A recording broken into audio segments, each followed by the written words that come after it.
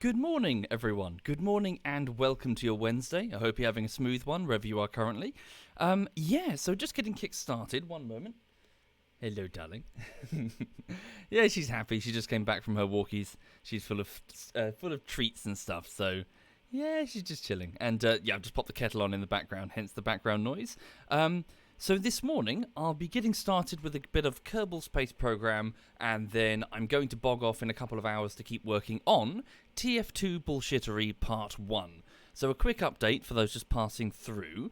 Having fun, to be honest. It's only day 3, so I haven't gotten that far. What I'm currently doing is I'm taking the clips that I've managed to get from the live streams, about 370 clips, and I'm sort of distributing them onto the timeline to try and build the bullshittery in a watchable fashion, so you can go through the whole thing and watch it and be like, it's a bit rough, but it makes sense.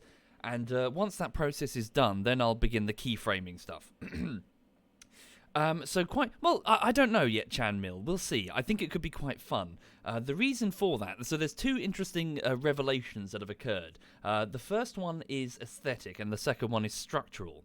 So the structural one is the fact that because I plan to use Source Filmmaker, there's quite a few moments in the timeline where I'm like, okay, I want to put a scene there. So what I might do is I might do something a little different from my normal process.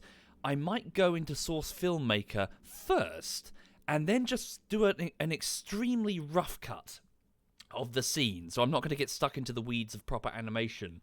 I'm probably just going to quite literally just T-pose, like a spy and a medic or whatever, and then just sort of just place them on a scene, and then record it, and then just put it into the timeline.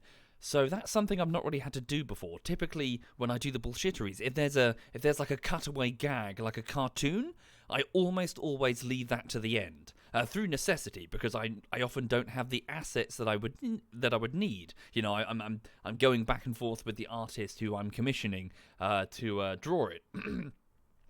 So obviously with Source Filmmaker, all of the animation is on my side. So so basically I'm thinking of T-posing the scenes. Sorry, can I just clear my throat? 1 minute.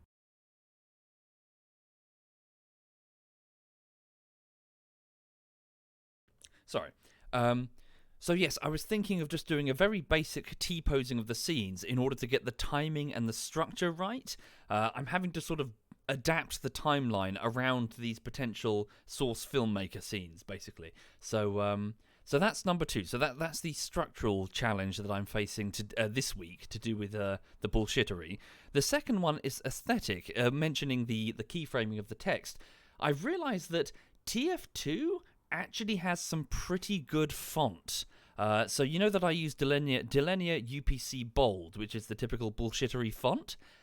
Yeah, the TF2 font is actually pretty damn good. It's quite close. It's a bit more curved in its nature, but it's got some quite strong stroking on there in the sense... Oros is laughing in the background. It's got some quite nice outlines, which means it's very easy to read. So I'm tempted to use the TF2 font, so a break from the norm of the typical bullshitteries. Instead of using Delenia, maybe just use only the TF2 fonts. And so I'm going to experiment with that. I'm going to do like a few scenes and see how it looks. And fun times is what I'm saying. So it's only day 3, so bear with me. I'm still, I'm still both assembling it in my head as well as the timeline itself. But having fun. Anyway, sorry, so too long didn't read. It's day 3 on Team Fortress 2 Bullshittery Part 1. Give me a few weeks, truth be told. I mean, probably 5 to 6 weeks, just as an estimate here.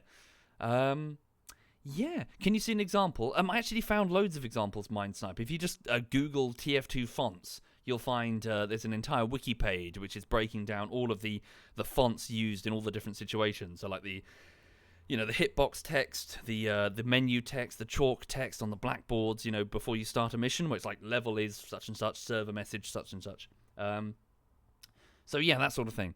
So I'm having fun. And trying to put the thing together. And we'll see how we go. Hi there, Prezzies. Thank you, the Psychedelic Viking, and Light Reaper, and Cap, and Zaralis. Thank you, all of you. Thank you. Right. Good morning, Prezzies. Good morning indeed. How's the weather? The weather is a bit overcast. Looks a bit rubbish. A seagull is looking at me out the window. Yeah, rubbish. Right. Okay, 1 minute. I'm just going to load up the save file and then put on some Kerbal music. So, welcome to Kerbal Space Program. If you're not familiar with Kerbal Space Program, it's basically a NASA sim. So it's a true sim game in the sense that it's not really a sandbox where you build anything you want. Well, you can build anything you want, but that's not its purpose. It's much more about getting objectives from what basically a pretend NASA on this alien world called Kerbin. The Kerbals. They're Kerbals, and this is Kerbin. And yeah, launching up into space and going to the moon and launching probes and going to Mars and all that jazz. So last night, I streamed until quite late. I might go for a nap later on, because, yeah, I was up until, like, midnight. Yeah, so... And then I woke up at, like, fucking 7-ish. That should be fine. We'll see how we go. I'm old. So, yes, I managed to launch a vessel over towards... 2 vessels over towards Duna. Now, let's have a look at the alarm. So, burn to Duna in 2 days. So, that's the other vessel. Must not forget that one. Okay. In fact, 2 days and 1 hour. Let's go over to Jeff first. So, this is one of the 2 vessels called Jeff, who is now on an intercept course with Duna. Also, I forgot to put on the music. Bear with me. Let's go with...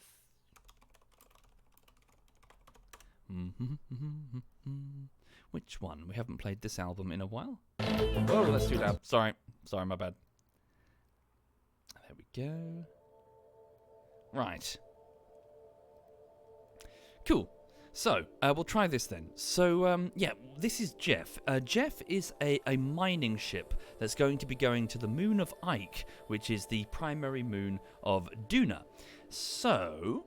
yeah, Jeff is already on their burn, so let me just switch to them to make sure everything's okay before I move on. No idea, Silver Laning. I've no clue what that giant rock was about. Whoops, I picked the wrong one. This isn't Jeff. This is the other probe that's still 2 days and 1 hour away from their marker. Okay, can I pick Jeff? Jeff should be ahead of me. So it's already got its maneuvering node set up. Okay. Where's Jeff? Damn it.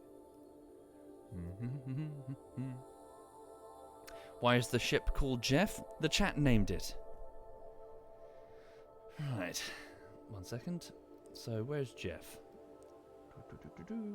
Here's Jeff. Right. Thank you, Crying Panda. Thank you very much, Crying. The Jumbo Extracting Fuel Fabricator. I like that, Tobub. Yeah. Yeah, Jumbo Extracting Fuel Fabricator. Jeff. There he is on the front. So Jeff is a proper lander. So it's going to be a vehicle that's going to land and drive around on Ike in order to get to the best mineral deposits, so that we can get some liquid fuel and all that jazz. So, 1 second. So they've got a 4-minute burn to slow down. They're on their way. They're fine. So Jeff is fine. Okay, so... Silver, are you referring to the ones on the scalp?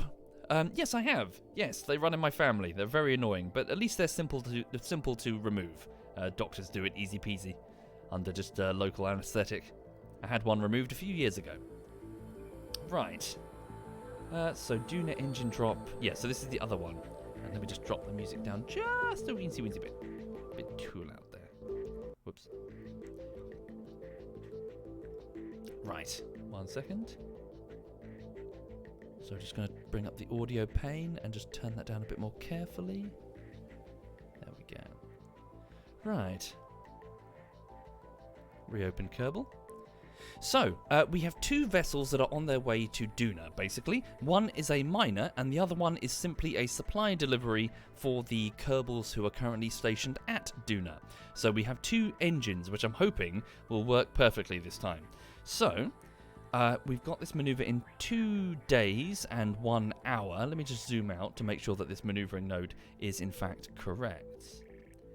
Is there an end goal in the game? Not necessarily an end goal, it's more that the goals continue to expand further and further as you get, so basically you get the objectives to go to different planets and explore them, going further out where the challenges start to climb dramatically. The most challenging thing, well, arguably you could say it's Elu, that thing over there, but truth be told, the most challenging is probably Eve, because it's extremely unforgiving. Eve is Venus. So its atmosphere is it's a hellhole. It's an absolute hellhole, and if you misjudge any incoming approach, you'll fuck up and explode. It's a very dangerous planet, is Eve. All of the planets have their own individual challenges, to be honest. Thank you, Miss Artful Maverick. Thank you very much, Miss Artful. Right, 1 second. Let me just select Duna. So here's Mars. So, yeah, there's Kerbin, so that's Earth. So Mars, the next planet out, just before the asteroid belt over here. Solar output is reduced a little bit with Mars, as in solar energy, so we have to have bigger solar panes? Solar panels. You wouldn't call them panes. Yeah, just bigger solar panels in order to compensate. Right, that's fine. That maneuver should be fine. So let's warp. So 2 days and 1 hour. We're speeding up the time? Right. So yes, let's increase our speed and therefore increase our altitude on the other side of this orbit so that we will intercept Duna in about 1 year. So it's in the optimal transfer position.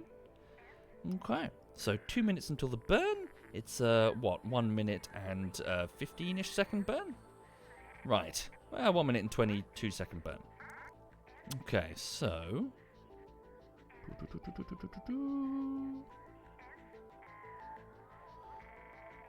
Wait for it. Initiating burn now. Here we go.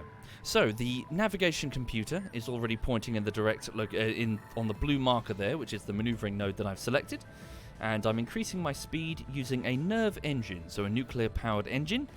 It's not gimbaled, so I can't actually turn the nozzle to navigate, which is a huge handicap. It means that the craft itself has to turn itself using torque, so a spinning wheel, a spinning weighted wheel mounted here. So as it spins, it's generating torque, which is turning the craft, so all we require is electricity in order to turn. They are, however, superpowered compared to the same example in real life, for the real life versions really only work with very small, low mass things like satellites. You're not going to have it work very well at all on anything bigger than that. Not so in Kerbal, though. While waiting that 1 year, I could start another mission. I could, Lord of Rawn, but truth be told, I've done quite a few missions elsewhere now. I do want to focus on Duna. I've been faffing around on the lunar surface waiting for the transfer over to Duna. I'm just going to speed up the time. Right. There's only so many moon missions and Minmus missions you can do before you're like, I want something bigger. Alright. Plus, we spent most of the last prior stream inside the VAB, just building. I want to go places. Okay. Right.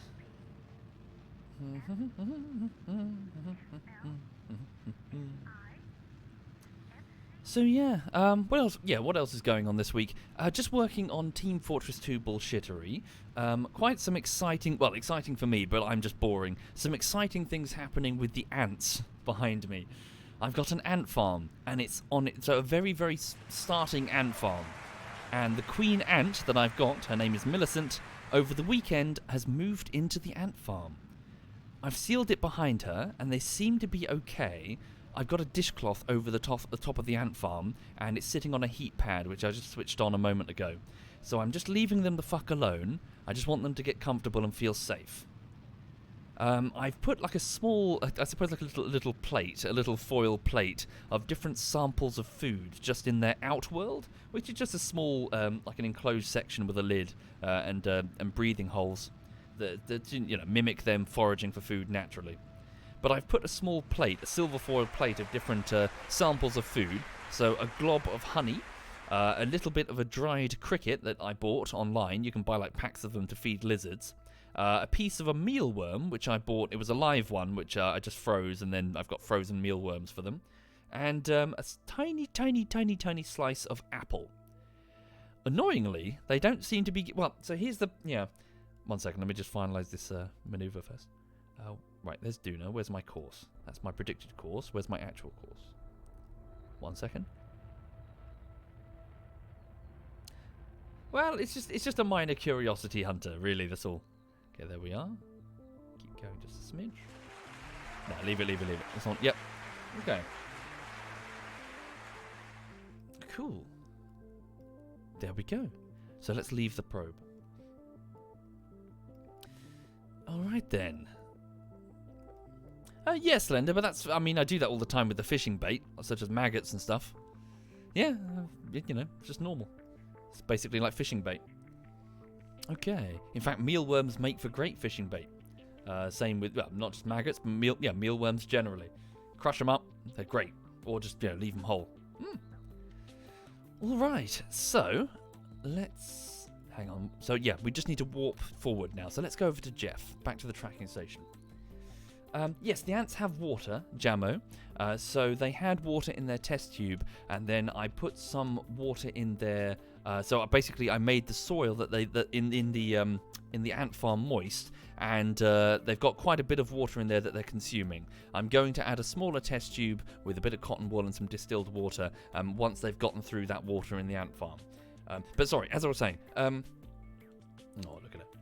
I'm a bit worried because apparently, according to what I've read, the queen in particular should be desperate for protein right about now. So insect protein, which is why I put 2 different types of insect in there. So a mealworm and a piece of a dried cricket. I'm watching them carefully and they're going for the honey and they're going for the water, but none of the ants have touched either of the insects yet. I wonder why. I might try something else. Yes, at least what I've read. I mean, they're clearly eating and they're clearly drinking and they seem fine. But I'm just, what I read, I'm reading that apparently they really, really want protein and they don't seem to be eating it. So, maybe they don't need it right now, but we'll see. Yeah, I'll try something else. I'll try tiny, like, minuscule pieces of other things and see if they go for something. But, yeah. Maybe they need live ones. Well, they're not numerous enough to take on something live. Anything, really. Thank you, Fock18. Thank you very much, Fock. Anyway, sorry. Can you bear with me? I've just realised I put the kettle on and I've got my French press in front of me, but I never actually filled the French press. I'm just going to pop some coffee in here. Just 1 moment, please. What's that belly? What's your belly?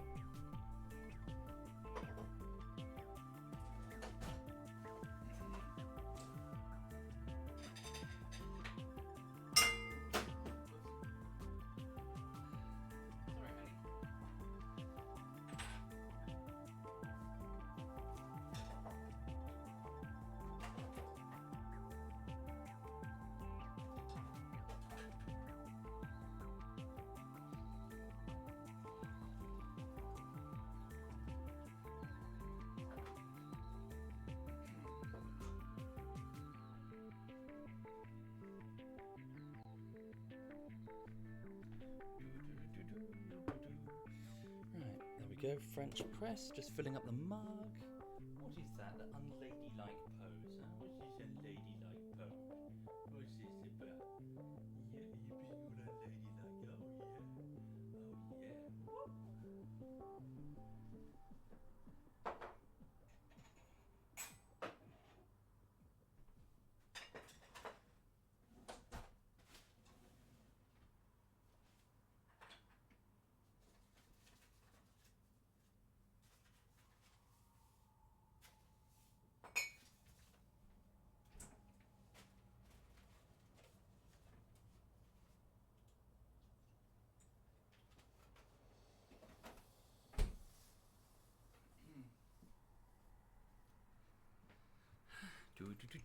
There we go.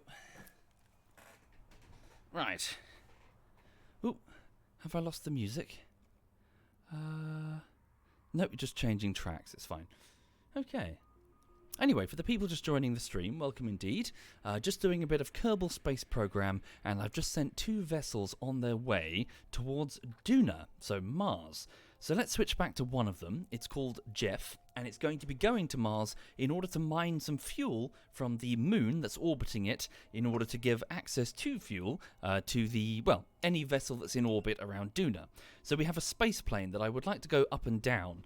The down part's easy, just you know, gravity, but it would be nice to have other options, basically. That's why I'm sending it. So just the ability to stop and pick up additional fuel at Duna if we wanted to. And since the moon of Duna has very, very low gravity and no atmosphere, it's perfect as a refueling spot. Alright, so we've got 2 days, wait, plus 2 days, yeah, long time. We've got like fucking long time until this maneuver, so we need to speed up time all the way over to Duna. Right, so we're going to be waiting a year or so, but here we go. So zoom out. So slow down probe passing Dres in 1 year 61 days. Burn to Duna. Right, so I'm just going to speed up the time. Give it a quick save before I do. Plus 2 days, I missed it. I did the burn though, didn't I? Hang on. Yeah. Weird. No, that maneuvering node is not referring to the one behind. It's referring to the one in front. Switch there. Weird, I did definitely set it last night, didn't I? How strange. Okay, we're on our way. Here we go.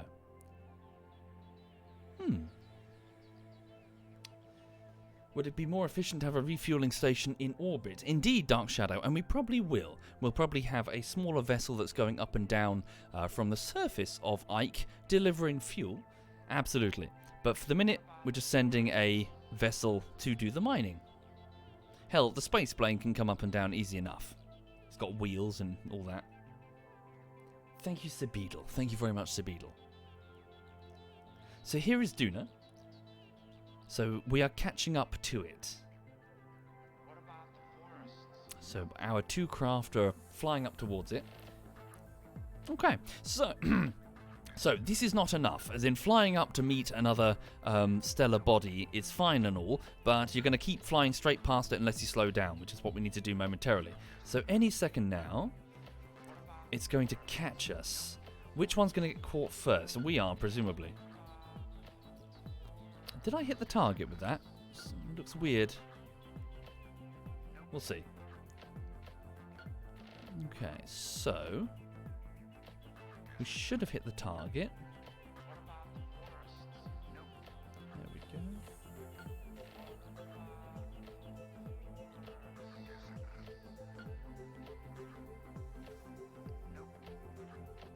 Right, there we go. So, periapsis will be here. So I'm just going to add a maneuver here and reduce our speed. Now, I'm not going to be very precise for the moment, and there's a reason for that. Hang on a second. Just go up there, and then I'm just going to undo that, put an alarm, and say, lower Jeff. Jeff G, lower Jeff. Okay, and then I'm going to quickly switch over to this probe and make sure that it was indeed caught by the gravity. I'm wondering if perhaps the... What was that noise? Something with thunk behind me. I think the coffee thing. Right, so this was definitely caught, right? Okay, no, so it won't be caught for some time. Okay, so yeah, it's actually not getting caught here. It's getting caught further ahead. That's fine. I just want to make sure that I set the alarm because... So add maneuver. So have 43 days. I'll just do a manual one. Hang on. So enter alarm, add alarm. So manual 43 days. Lower engine drop. Okay. Add alarm. Get rid of the 2 burns and the transfer alarms. We don't need them. Okay. Lower Jeff. Let's go back to Jeff. Make sure I pick Jeff because picking it through the alarm system seems to keep taking me to some random asteroid for some reason. I'm not really familiar with it, Lord Arawn. I don't know. Right, so where's Jeff? Hang on. Damn it, Jeff. Back to the tracking station. Right. What are those black things behind the pillow? Yeah, it's just a vacuum cleaner. It's just crap piled up over there. Hi there, Duckslayer. Good morning indeed, Duckslayer. Hope you're okay. And Sea Beetle. Thank you very much, Sea Beetle. Right, back to the tracking station. Select Jeff. Is there a vanilla option for optimal transfer windows? Indeed, this is vanilla. Everything you're looking at here is vanilla. There are no mods. Right. 1 second. Just going to pour some coffee into the mug. Okay. Thank you, Ouija. Thank you very much, Ouija. Or Weggy. Not sure which one you prefer. Thank you very much. Alright, so a simple maneuver. Just slow down. So this one is going over to Ike. So let's just do a very high orbit and then we'll plan accordingly. So bring the craft around. What's that over there? Is that just like the background? Is that like a comet, maybe? Not sure if that's something in the game or just background color palette. Okay. There we go. So we need to reduce speed by 812.1 meters per second to avoid being flung out of Duna's gravity well. Okay. So let's speed up the time by 1 day. There's Duna. Hello, Duna. So Duna, obviously Mars, it's about, I think it's roughly about 2/3 the size of, wait, is it like 2/3 or half the size of Earth? It's very small compared to us. The going theory for that is that despite being stuck in a very similar area of the solar system, it's probable that Jupiter ended up denying quite a lot of Mars's food, effectively. So all of the debris that was around it in its orbital field, it's much more likely that Jupiter ate it and deprived it of all of that mass when it was very, very young. So Mars is quite small. It's a very, rusty planet, so iron oxide in the regolith, so the particulate matter that makes up the surface, and it definitely had a lot of plate tectonics going on, but all of that has stopped. The whole planet is just completely, frozen now. Not frozen, as in frozen, it's very, very cold, but I mean all of the core has stopped moving. My understanding is that our understanding is still quite limited as to why. It's an ongoing point of research. We're trying to figure out exactly why the core stopped. It's not clear. Or rather, we just don't have enough data yet. Hence all the probes and stuff we keep sending to Mars to try and figure out what the fuck happened. Why did your core stop? Whoops. Oh, no, sticky keys. Go away. There we go. Does Mars still have earthquakes? I don't know, but it doesn't have plate tectonics anymore. It used to. There are some enormous chasms across the surface, which are the result of plates being pulled apart. So gigantic chasms, which aren't impacts. There's also some incredibly impressive volcanoes. So there must have been some extremely powerful volcanic activity back when the plates were active. Must have been very impressive. From a distance, of course. Right. Well, still impressive up close, but not impressive for very long. Right, so let's now set Ike as the target. Do we have an inclination difference of only 1.9 degree? Okay, so we'll go to the... Well, we just passed the ascending node, so we can just do a teeny-weeny inclination change here. It should be quite cheap. So, let's change our inclination to make sure we're on the same inclination. Down a bit. That's off by minus 3.5 degrees. 1 point. Let me just highlight it so I can always see it. 1.5, 0 point. Tone down the sensitivity there. Other way, please. That's fine. 0 point fucking. It's fine. It's absolutely fine. We're gonna hit this just fine. Okay, so there's a teeny weeny inclination change. So yeah, Ike is, so our orbital plane there is a bit wibbly wobbly compared to Ike's. So I'm just trying to match it exactly. So yes, Mars in real life is a very strange world. It's a fascinating world, really, really fascinating, owing to the fact that it was no doubt very Earth-like early on, very warm and very wet with a thick atmosphere. And definitely oceans. And it was like that for a very long time. It cooled much faster than Earth did. So Earth took a while to cool down, but Mars got into its sort of, I'm not going to say like Goldilocks state, but certainly got into like an Earth-like, a sort of primordial Earth state much faster, owing to its smaller mass. Sorry, 1 minute, just speed up time. So the fact that it had water for so long and was like us for so long is very interesting when it comes to trying to understand our place and whether or not, of course, there's life on the surface, or was life on the surface. Right. Hell, it's not completely out of the question that, through, what's the term for it? I've forgotten the name of it. You know how, like, asteroid seeding? It's not entirely out of the question that life could have hitchhiked from one planet to another through impacts and stuff. Because we know that, organisms can indeed survive the trip through space. Okay. Panspermia? So two terrestrial planets being in very close proximity, as in the early part of the solar system formation, with rocks smashing all over the place and bacteria on the wet surface of Mars, it's not entirely impossible to suggest that, a few pieces of bacteria hitched a ride. Anyway, here we go. Let's go to the apoapsis. Well, let's put a maneuvering node on the apoapsis, sorry.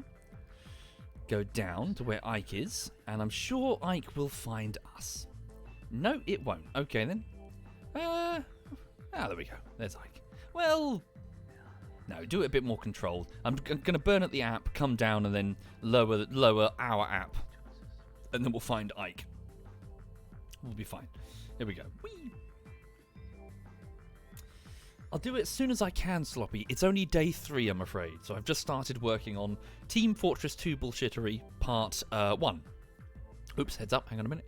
Manual time. We're getting switch down to the other probe. 1 second. So, where is it? It's actually entering. So the other probe is entering the gravity well any second now. Let's give it a quick save. So we have 2 vessels that I'm just babysitting. So switch to, go back to the tracking station. I'm afraid I don't know enough about that jet stream. Sorry. Do you learn everything through trial and error in the game? Yeah, mostly. Talking Swan. That's a big part of it. So you'll be given basic parts and be shown the basics, and you'll be given here's a probe, so you don't risk any lives of any of your Kerbals. Send a probe, and it's quite lightweight. And then in doing so, you figure out, okay, I need this to get to this world. You'll have plenty of your rocket just exploded moments before you get to a manned mission. Or you should, if you care about the lives of your Kerbals, or rather how expensive they are to replace. Duna engine... Here it is. Hi there, Silver Phoenix Fighter. Welcome indeed. Right. Oh, that one, Dodgy. Yeah, I read about it briefly, but I don't know much beyond that. I couldn't tell you much about the mission. Okay, stand by. So, where's the intercept? Oh, it's still some time away. Well, yeah, it's still lots of time, actually. I set the alarm way too late. 2 days, 3 hours, 15 minutes. Sorry. New manual alarm. Edit. So, 2 days, 3 hours. Wait, that's a year. 2 days, 3 hours, 15 minutes. Apply changes. Yeah. Cool. Lower engine drop. Manual alarm. What? Mine is fucking... No! Okay, 2 days, 3 hours, 15 minutes. Yeah, there we go. Okay, switch back to Jeff. Back and forth and back and forth. Ah, right. Okay.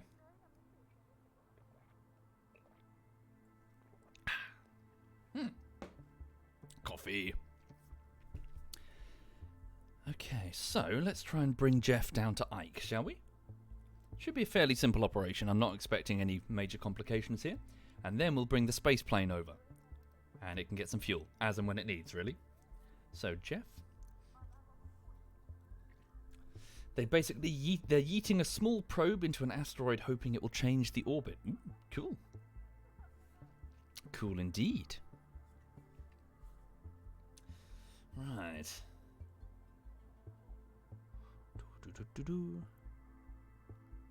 Here we go. So, we are going to warp to next maneuver, which is over here.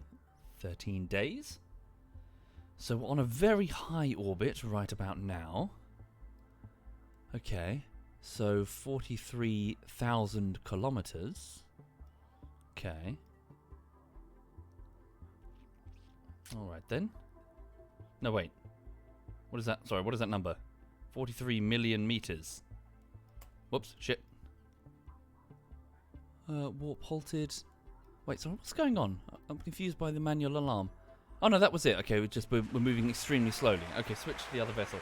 Back and forth and back and forth. Thank you, Aditya. Thank you very much, Aditya. Thank you. Is it possible to yeet a spacecraft outside of the Kerbal solar system? I don't know. I doubt it. It probably just keeps on going. Okay. As in, what would the game have you orbit if you did? I'm not sure, really. Okay, so Duna engine drop. Back we go. Alright. And not really Isfil. Oh, pardon me. Sorry. It's possible, but it would just endlessly go on. Yeah, it makes sense. You probably just, even if you gave it a crazy amount of delta V, it would just get higher and higher and higher, and then just kind of stay there in extreme solar orbit. Okay, here we are. So have we arrived? No? Yes, we have. There we go. Okay, so we do have a pants little, yeah, we've got like a little nerve engine, so, although, actually no, we're going to ditch that fairly soon. So, we'll be switching over to a much better engine shortly. We've got 1,259 delta V. Okay, so I will go from the app. It's going to be a bit of a close one, to be honest. I mean, hopefully we'll be okay. Well, if worst comes to the worst, we'll just send up the plane. The plane can get up there. Okay, so that's so just shy of 200 delta V. So turn to face the maneuver. And that's in 2 days. Okay. Okay. Yeah, just general osmosis, Nico. I just enjoy reading about these sort of things, playing Kerbal, and as I go, just reading about them. Yeah. It's quite fun.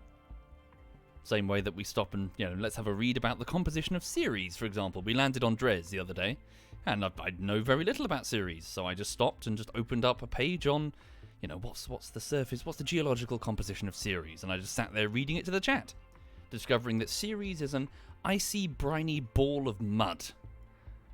So its surface is surprisingly active. It's got cryovolcanoes and it's shifting around the place and the whole surface is stretching, but it's all this icy brininess with magnesium deposits that we thought might be ice, but they're shiny spots of magnesium. That sort of stuff. It's fun. I just like learning about stuff. It's fun. Right. 1 second. Just turning the whole craft via the torque wheels. So 2 days, 1 hour, and 58 minutes until the burn. So I'm just going to zoom. Whee. Yes, don't make me rant about gravity, Mag. I will rant. I will launch into a rant. George Clooney, you penis. What the fuck? Just fucking hold. Why'd you let go of the stupid thing? What? Nothing pulling you, George Clooney. You were holding on to the thing. There's no force that's pulling you. You were hanging on perfectly. You had a grip. Why did you let go of the rope or whatever the fuck it was? The wire, the thing dangling from the craft. Anyway, sorry. 18 minutes to the burn. I'm just shimmying it along a bit because I think we were a bit far.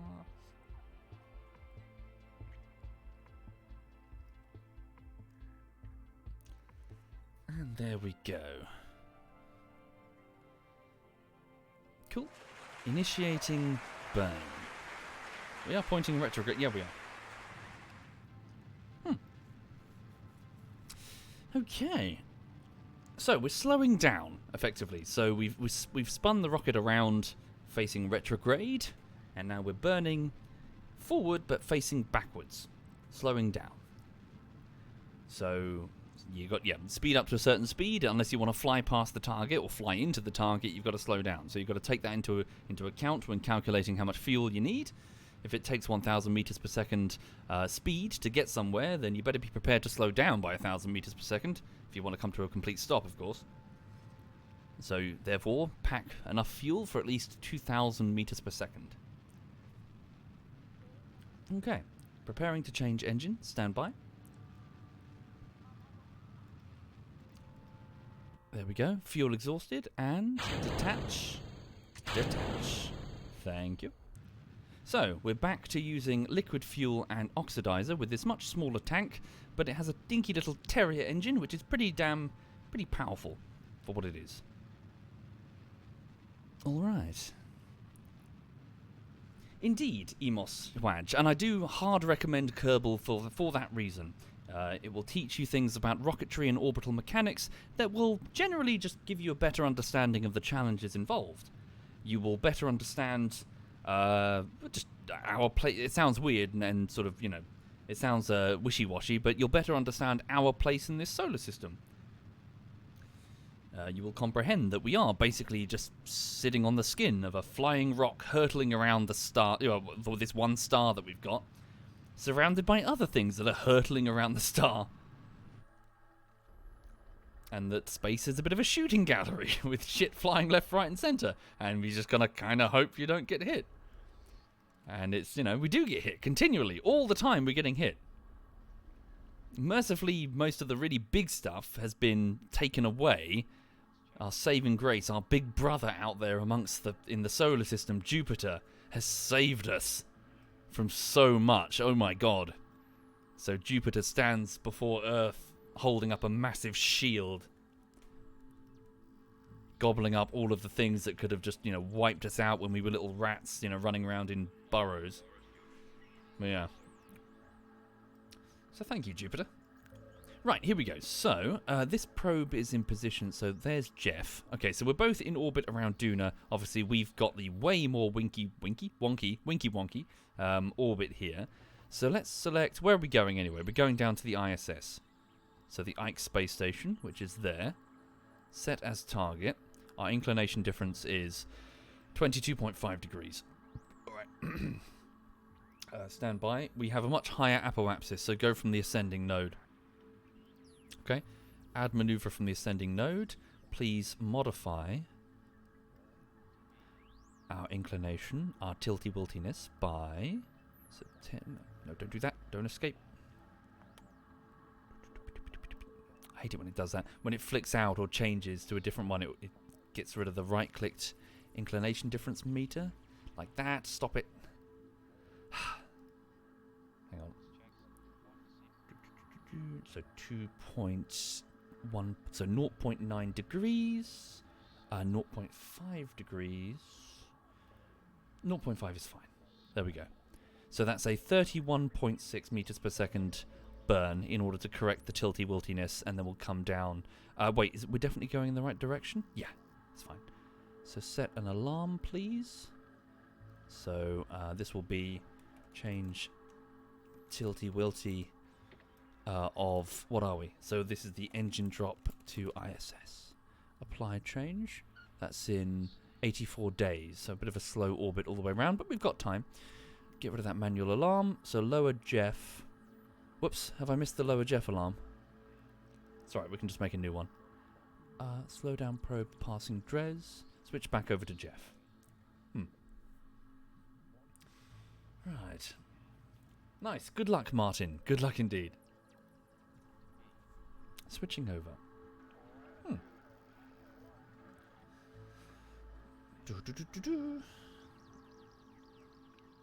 Yes, I think I missed the Jeff alarm, but that's okay. Jeff's alarm isn't so crucial.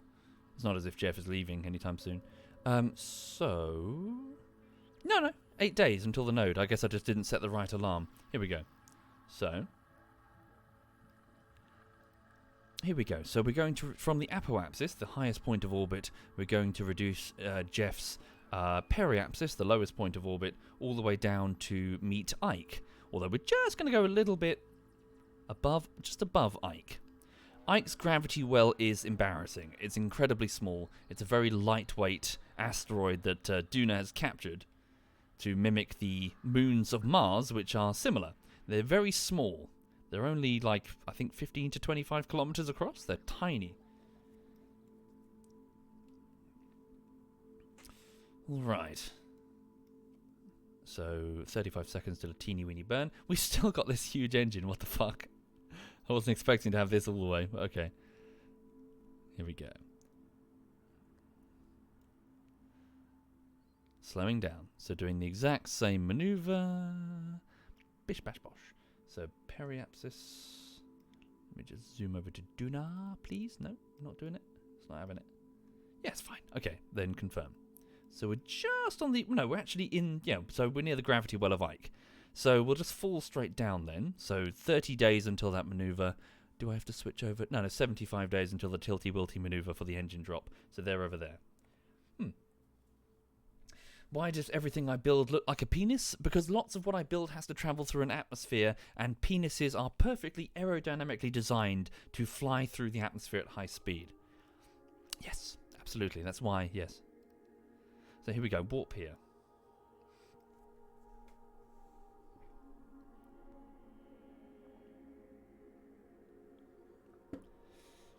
Come on. Speed up the time here. Slowpoke. 22 days. Why is this taking so long? Come on, let's go. All ass. So there's... Whoa! Okay. Well, I suck. Hang on.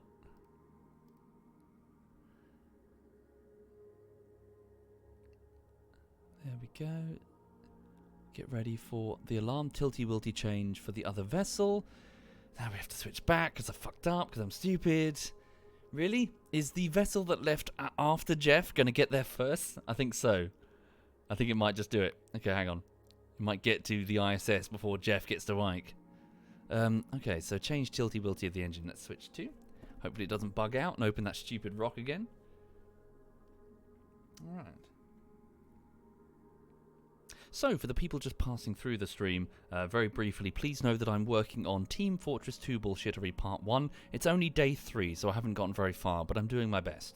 Give me a few more weeks, I'm afraid. Okay, here we go. So, 1 day, warp to next maneuver. Yes, indeed, tilty-wilty is the scientific term. Zoom over there. So, yes, so the blue line is our current course, and that's very, very wonky. So I'm going to adjust it by pointing the rocket straight down. Well, not straight down, but diagonally down that way. And that should... Come on. Let's go. What are you doing? Chop, chop, chop, chop, chop. Cool. And that should get us in a flatter plane here so that we can then lower down and meet the ISS, which is doing the same. And even if we can't, no biggie. We'll just send up the space plane that's at the ISS to go and pick it up. 1 minute until the burn. Stand by. Speed up the time. Tilty-wilty. Yep. Change. This is the alarm. Speed up the time. And initiating. In an earlier video, you heard that I said it takes 2 days to make a video, and the rest I was lollygagging. Yes, that was a joke. The videos are full of those. Hopefully, at least. God, I hope they are. Right then. So, there we go. Cool. Close enough. Let's go to the... I'll go from the Perry and lower the app. We've got to lower both anyway. So there we go. Come all the way down. Cool. And then that is... we should have the time. Let's warp here. Let's watch that ship carefully, though. Might have to switch over to Jeff if he's coming in for his maneuver. Yes, if anything, yeah, the editing has gotten more and more complicated than it used to be, compared to what it used to be.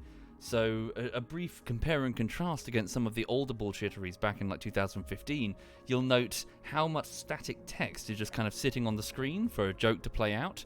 These days, there's lots of text tracked above people's heads. My process has got complicated, more complicated over time. Takes fucking forever. It takes like a whole day of work for just 60 seconds, and that's if it's going smoothly. If it's not going smoothly, then ugh. Okay. So that's 7 days until that maneuver. Let's switch to Jeff.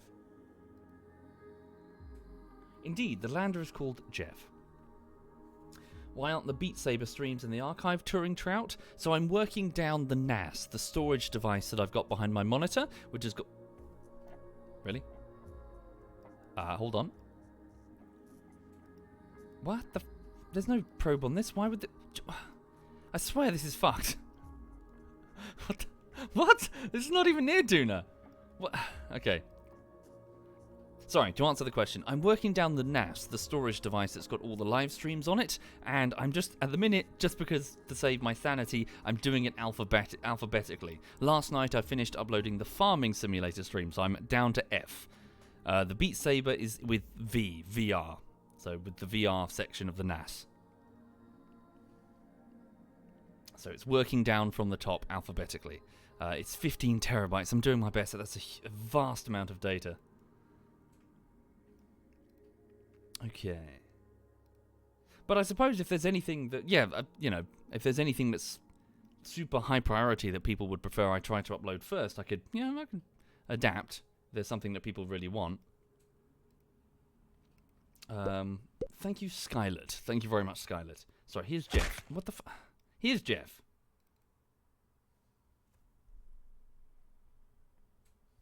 Do I animate the text by hand? No automation of any kind is possible. Some automation is possible, Prezzies, but it really depends on the particular project. I've done this speech quite a lot. I'd probably say that on average about, say, 20% is automated, the rest is manual. It really entirely depends on the project. CSGO was completely different. CSGO, it was like 70% was automated, which was amazing. Oh my god, it was like a holiday. Ugh. A similar story with Divinity. It really depends if there are very clear points of contrast that I can track things onto with a camera that doesn't move around too much. Something like Space Engineers, for example, is a nightmare.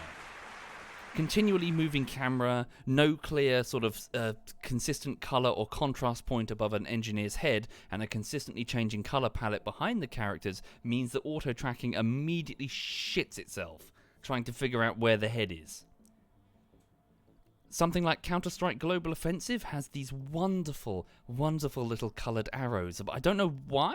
Maybe someone who's into competitive gaming could tell me why. I'm guessing it's for like spectator cam, so you can easily see where people are.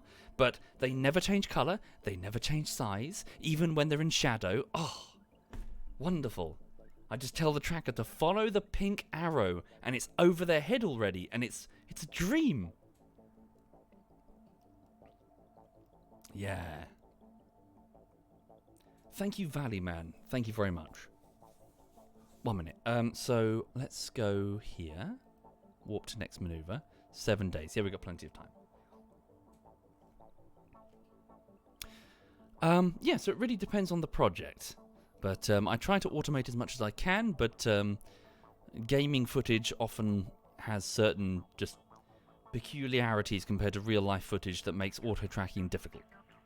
So again, consistently changing colours, contrast points, the fact that the players are continually moving, that sort of thing. And the fact that, at least, well, this is much more specific to my content, since it's sporadic and you're not setting anything up, you can't give yourself these points of tracking. You can't just stick dots onto people's faces, like you can in, say, like a typical Hollywood production, with the ping pong balls that the actors have got to look at. All of that stuff can be set up before you start shooting. In this one, nope. I don't know when something funny is going to happen, and when it does, I just really hope I got good footage. Did I delete the recordings that I had for the Soma playthrough? You know what, I'm not sure, Azuim. I can't remember, but I do remember the quality was horrendous. I was on my other... Well, no, the internet provider at the time had an incredibly tight throttling restriction. So I had to drop down the bitrate to the point that I remember reviewing the footage afterwards and being like, this is unusable. Similar problem with Red Dead Redemption. But that was not to do with the internet service provider, but to do with the shockingly bad quality of the Xbox's streaming thing. Ugh. Awful. The bitrate, the buffering was terrible. Just artifacts everywhere. Compared to the PC, it was a joke. Don't I record locally? Wouldn't that remove such issues? I do now. Or rather, I don't stream on consoles. Fuck that. Fuck that. Alright, here we go. Actually, why am I doing this manually? Oh, it's fine. I'm sure, yeah, I can find Ike manually. Okay. I don't know about Soma. I'll have a look. Maybe it's somewhere. But even still, yeah, I'll upload it and let, if it's there, it's there. I'll upload it and you guys can decide.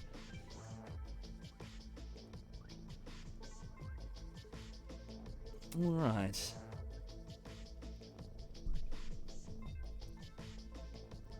So, what I'm doing right now is I'm burning to reduce my altitude of the apoapsis, the highest point. Now, I could just wait. If we just wait, Ike should find us. Or we could just... Yeah, so we're on the outer track slightly, so all we have to do is orbit, and Ike is going to catch us up and grab us. Okay, and then probably fling us out of this orbit, like, get the fuck out. Okay, so quick save there. So here comes Ike chasing up behind us, right? It's not in front of us. Yeah, it's going that way. Yeah, Ike will catch up. Yeah.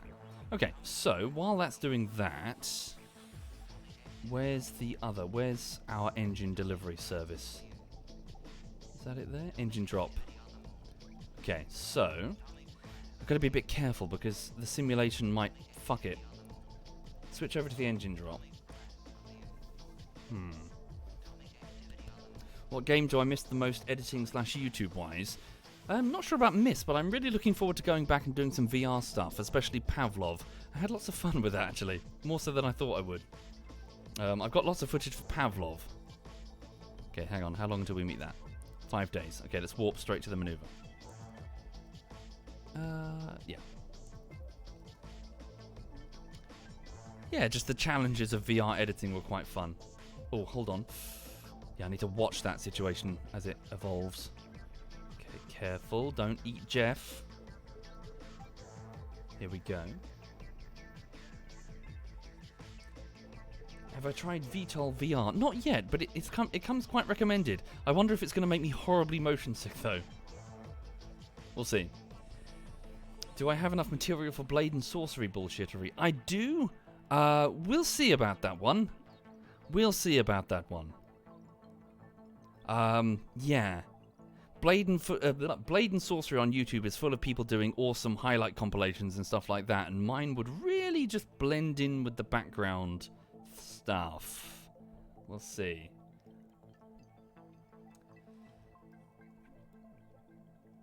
Okay. Right, so here we go. So all I have to do is reduce my speed by 79 meters per second. So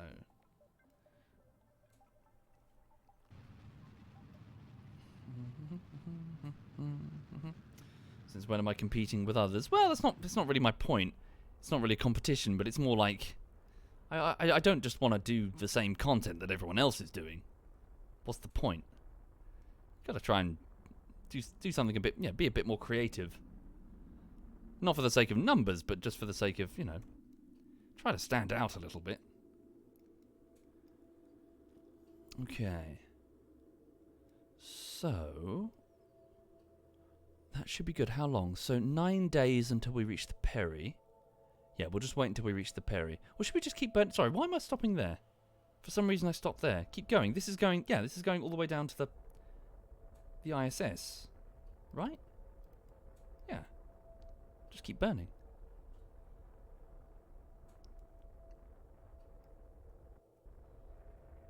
Whoa, careful. That's an Ike intercept. Lovely. This might take a bit of a heavy burn. Stop. Okay.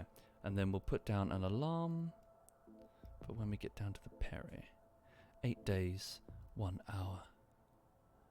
Create alarm. 8 days, 1 hour. Create alarm. There we go. 1 second. I like this song. Alright. So, let's switch back to Jeff. How's he doing? Select Jeff as the target. No, focus on Jeff. Switch to Jeff. How's the D&D cartoon coming along? Not well, to be honest. I haven't heard back from the artist at all. Hope he's okay.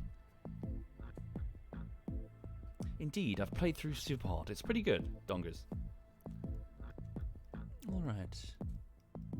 So, here is Ike. So all we have to do now is just wait for Ike to catch up. Select Duna as the target. Here we go. Look at the pattern. Can you see what's wrong? It's supposed to be perfect, but really it's not. 2 days until the other maneuver. Can you find the flaws in Stand by. Warp to that maneuver. the structured code? There we go. The pattern There's our scanner. in between Wait, not the rows. scanner. Only illogical Okay, switch over to that craft. hidden flaws in a straight logic line. Ike or scanner. Nope, it's the engine drop. There it is. Engine delivery. Switch to it. So I'm just trying to manage 2 different craft. Logics confined. Hidden flaws in a straight logic line. Only erratics recognize. Terrorist pattern. I'm not sure, Scar Dude. I couldn't tell you, sorry. Okay, here we go. So, as we fall towards Mars, Duna, sorry, add maneuver, reduce speed, and come all the way down just above the ISS. I'll get quite closer than that. There we go. 305 Delta V burn. Turn to face maneuver. 1 hour and 17 minutes until the burn. Okay. It's fine. Sorry. Simulacrum. It's all good. It's fine. I know it's quite tight, but Ike will catch up. See, it already is. Speed up time. Now that you know that something's not right, 31 minutes. Look at these. See. So Duna has suffered from some pretty major impacts over its lifetime. But a lot of this activity is actually ancient plate tectonic action. These chasms, for example, are not impacts. The plates are being pulled apart. only illogics confined. Of course, that action stopped now, In a straight logic line. and now it's little more than a rusty dust bowl, with seasonal high winds, as during the winter the atmosphere mostly freezes and settles, mostly on the poles, carbon dioxide, dry ice. But when it melts, it basically creates very high winds which are moving the dust all over the place, filling the chasms. Not filling them necessarily, they're kilometers deep, but the whole place is a dusty, just very, very hostile, dust bowl. Best way to describe it. It's a rusty dust bowl.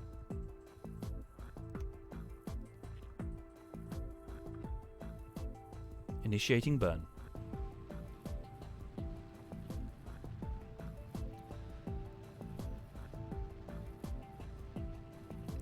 So we can actually see, via various probes that we've got orbiting Duna, we can see fresh impact craters all over the surface. We can see the areas where meteors have come down and just gouged huge craters. But in turn, over time, as we watch them, we can see them being covered up again by the rusty dust. So it's everywhere on Mars. It's coarse, it's irritating. It's everywhere. Right, very good. Select the Ike space station. Jeff is still being chased by Ike itself. Alright, and then we don't have an intercept yet, so just wait till the apoapsis and burn just a little bit more. Turn to face retrograde. Here we go. Initiate burn.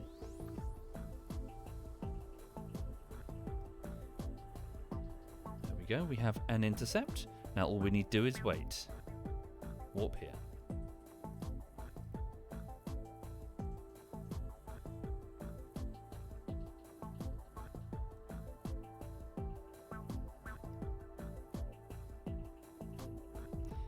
It's a much better intersect than I was expecting. Then again, we are warping, so it might miscalculate. Yeah. It did. Okay. So, Add a maneuver here to reduce our apoapsis even further. And right about there. Turn to face maneuver. Speed up time. Thank you, Bobbin. Thank you very much, Bobbin. There we go. Hello, Duna. Hello indeed, Duna. Do we have a CurbNet access on this probe? We might actually do. Hang on a second. Yes, we do. So let's have a quick look at the scanner. So this north part of the scanner, so it's not actually looking at the planet. Hang on a second. So as in, if I do this, zoom all the way out, that's not really Duna, as far as I've understood. So this isn't like a shot of the planet. That's the direction of travel. That's our retrograde, and this would be the left side of the craft and this the right. It's sort of like looking down a periscope, I suppose. So, looking here, that's over here, that's that mountain. We can scan the different biomes, you see, so you don't have to do it through guesswork anymore. You can use the CurbNet to spot, look, so that's a highland over there, Midlands, this is the lowlands, Highland. So as we go around, I've actually also got the altitude monitor here, so the lowland is about 2.4 kilometers above sea level. Over here, that mountain is almost 7 kilometers above sea level, so that could be an excellent place to place down any base that you wish to launch craft from, because you've got a bit of a head start there, haven't you? You've got a 7 kilometer head start. Yeah, I might consider placing something down there. Yeah. I wonder if that's true for Eve. We'll find out, I guess. So I'll take one of my probes and start scanning for any highland, higher areas on Eve. Maybe perhaps above its denser atmosphere. That could be fun. Also, hi there, Cattler. Hi there indeed. I hope you're very well, sir. Stand by. How long until the maneuver? Whoops, I missed it because I'm thick. Stand by. Turn to face retrograde.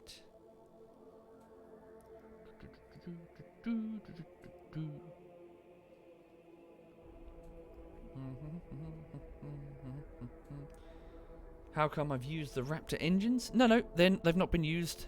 You'll see momentarily. It will all make sense. Okay, confirm maneuver. So hopefully we'll have a tighter intercept momentarily. So I wonder if we can spot any anomalies. Any question marks on the surface? Any Easter eggs that might be worth exploring? Oh, refresh. Stand by. What's that there? So the Northeast Basin. We've got the Midland Sea. That huge chasm, bloody hell. So look at that. Northeast Basin. There, right? So, what do you reckon? Huge volcanic activity? Lava flow, maybe? Western Canyon? Midland Sea. Maybe. Should go down and get some samples. Wait for it to refresh. Okay, Midland Sea again.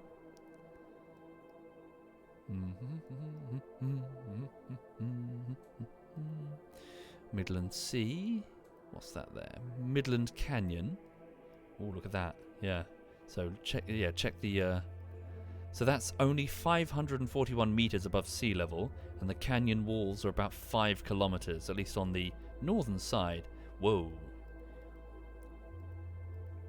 Cool. Look at that. Look at huge scar in the terrain here. So again, plate activity. It's not an impact crater. If it's one-to-one version of Mars. What's that down there? Oh yeah, I need to go lower. Oh no, I can see it. So it's craters. I'm pretty sure that's the Duna base. Okay. Refresh. So surely there's some anomalies, maybe on the poles. Could have sworn there was at least one anomaly to explore. Take the space plane. What's that there? Duna craters? Oh. Yeah. Go land and start looking for the void dragon. Right. So how are we doing? So we're just waiting for an intercept, really. I'm just faffing around. Select the Ike space station as our target. Let's quick save. Just need to monitor Jeff's situation to make sure that... Yeah, it's fine. Okay. Alright. Cool. That's a pretty close intersect. 1 minute. Slow down the time warp. So 116 kilometer intersect 1. Intersect 2, we're going to spread out again. So if we go to intersect 1 and adjust accordingly, stand by. Intersect 1, add maneuver and reduce our altitude. Intersect 2 should be much tighter, I hope. I think. Yeah. Come down much tighter. Maybe shimmy along. Right? Okay. And then there's a 21 delta V burn in 1 minute. Switch off the curb. Leave it on. People are curious. Cool. Alright then. So, intersect number 2 when we come round again. Sweet. So for those just joining the stream, you're looking at a delivery craft that's on its way to the ISS, the Ike space station, which isn't, well, confusingly, isn't around Ike anymore. It's orbiting Duna. So Ike is Duna's moon. I decided to take it down from Ike because it wasn't doing much good up there. I completed the mission to put it up there, and then I got my cash reward, but then I had basically real estate sitting around not doing anything useful, so I decided to move it from Ike down to Duna, where we've actually got crew who are performing experiments. So they're down there on the Duna base, but yeah, we've also now got a couple of crew members up on the ISS. They're just sitting around eating snacks and watching telly, to be honest, because the science is being performed down on the surface. Neither of them are scientists. They're so Jebediah is a pilot and Stadius is an engineer. They went up there to fix a satellite, and now they're just waiting to go back down to the base. Before they do, though, I'd like to send them a gift, which is what this mission is. Okay, so stand by. Zoom around again. Intersect 1 is 66 kilometers away. We could probably do it on 66. Can I get tighter? Can I get tighter than 66 kilometers?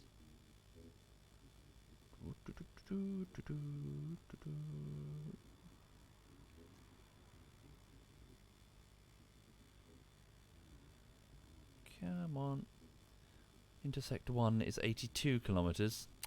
It's a bit frustrating. We don't have to wait again, do we? Is there an inclination difference between us? Where's our ascending and descending node? App DN. No, only 0.4.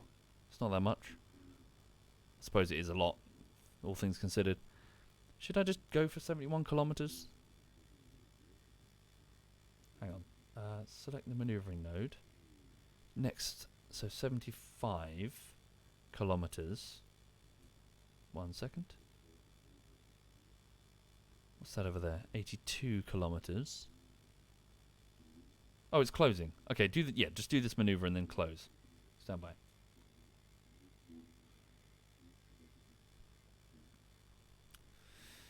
Uh, 10 seconds till the maneuver. There we go.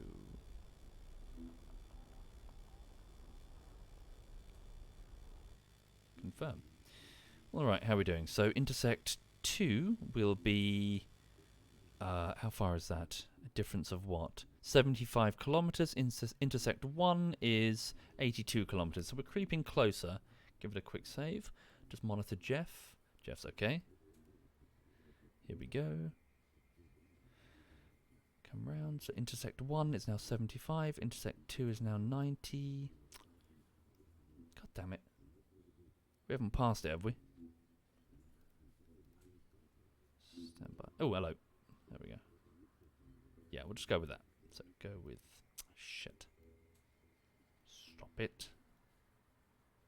There's one. There's an intersect. Cool. Oh, we're lower on Delta V than I expected. I wasn't paying close attention to it. Drat. Okay, hold the phone. Alright, just leave it. Leave.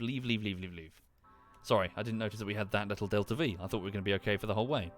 Let's leave this here then, switch over to the space station and send the plane over. We'll just do the opposite maneuver. Okay, so the Ike space station. Select this as the target, send the plane with Jeb and Stadius, please. So switch to the ISS. Yeah, we got a bit of mono. Okay. So, here is the ISS.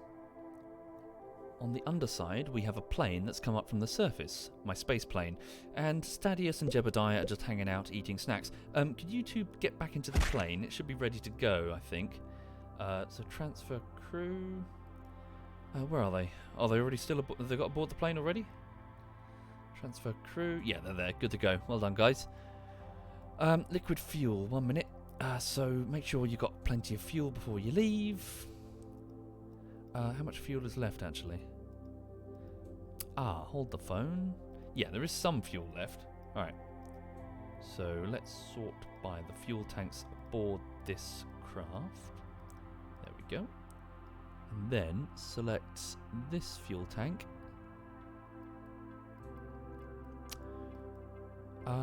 Whoops, I didn't mean to select that cargo bay. Can I unselect that cargo bay? Drat. Ugh. Okay, let's do the main cargo tanks for now then. And then select the fuel tank at the back and select out. Transfer all of the fuel outside of the... Yeah, just fuel up the plane. Cool.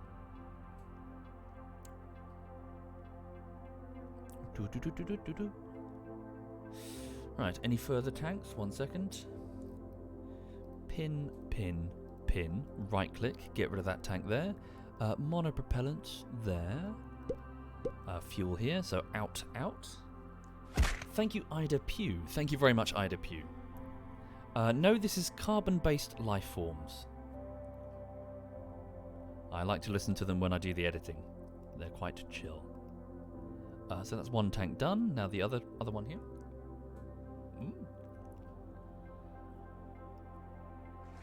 Thank you, Spur Strap. Thank you very much, Spur. Alright, that's a science module, that's the crew, just living quarters. There's another one there. Alright.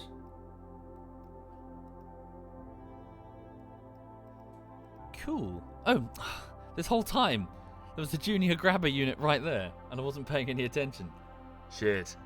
Okay, so, what about mono? Do they have enough? Yeah, they got shit tons, that'd be fine.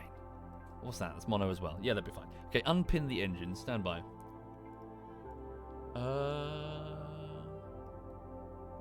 Right, so...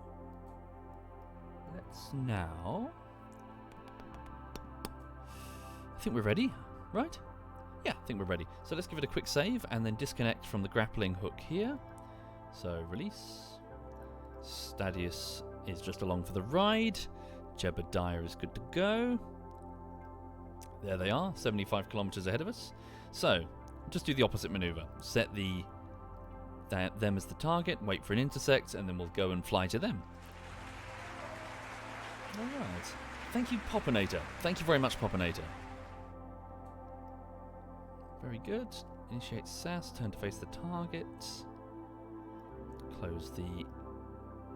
So disarm the grabber.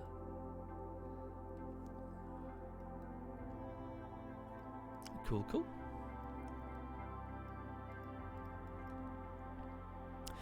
Right then. So that's intersect 1. Add maneuver. Can I get a better intersect? Hold on.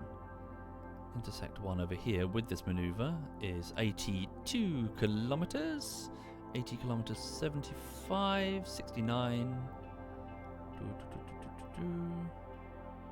Shimmy ever closer, but don't go crazy.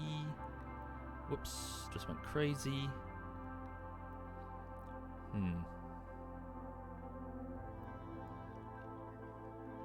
50 kilometers should be fine. What about the other separation down here? 50 kilometers still.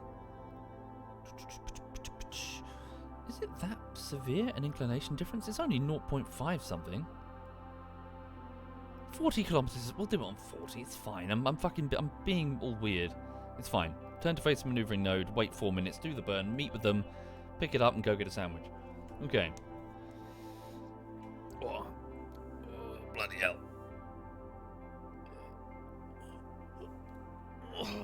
For fun, Charizard. I wouldn't be editing for you on YouTube if it wasn't fun. Sorry.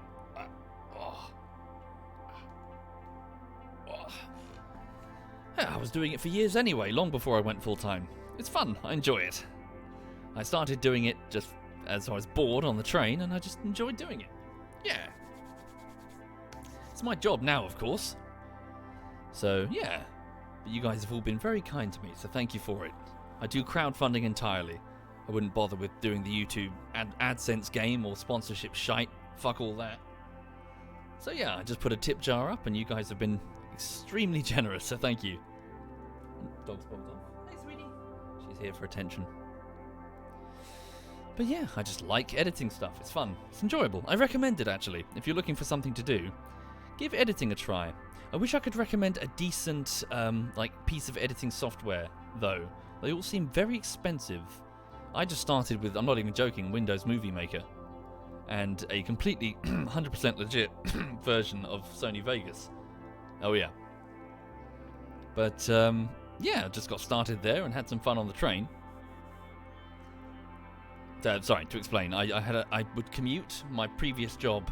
So I worked in software development, so I'd be continually going to and from 2 different cities, and so I'd be stuck on a train for like an hour and 50 minutes with nothing to do. Well, that's an exaggeration. An hour and 10 minutes. So I was stuck, and I had a laptop, and I really, really didn't want to do work, anything other than work. So I started just fucking around with a piece of editing software and just meddling with some old Battlefield, what was it? Battlefield Bad Company 2 clips.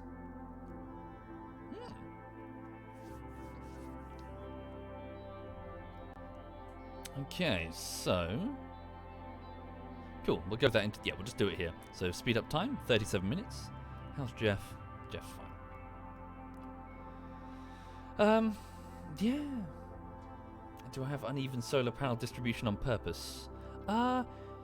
Yes, but not because it was launched that way. I pinched that off a different craft.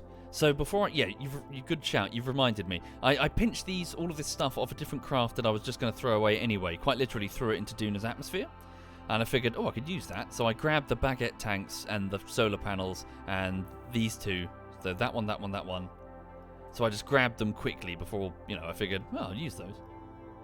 So I'll have Stadius properly center them and everything. It's going to be a bit of an aggressive intercept. Oh, Intersect 2 is closer. 26 kilometers. Just wait for Intersect 2 then. Yeah. Wait again. Warp. Oh, is there a timer that I'm not aware of? No, 46 days.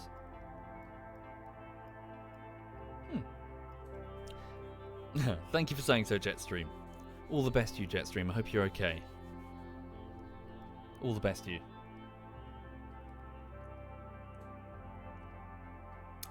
Could do Sam. I think I'm okay, to be honest. I think the game is quite pretty.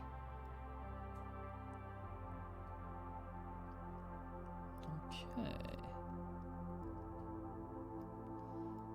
But yeah. No, sorry, what was I saying a minute ago? I do recommend editing. Give it a go. If you're the creative sort and you're like, fantastic intersect.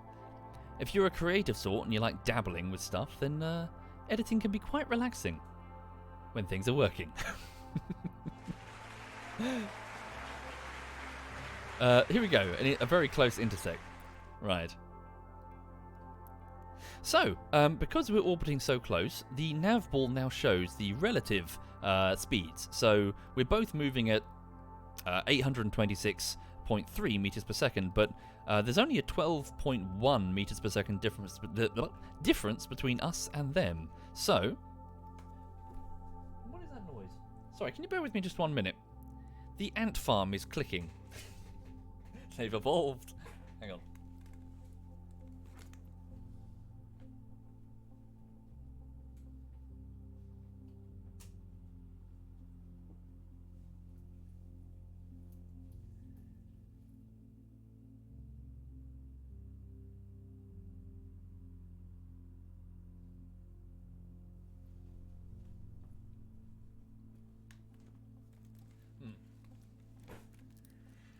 It's fine. I've got like a heat pad, and it's got like a little sensor. I've managed to put a temperature sensor inside the ant farm. Rather conveniently, it fit perfectly into the side. It was the exact right shape to fit through one of the plastic tubes.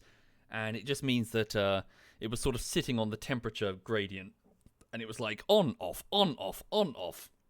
So I just adjusted the dishcloth that I've got over the top of the ant farm to try and keep it warm. The heat was escaping, is what I'm saying.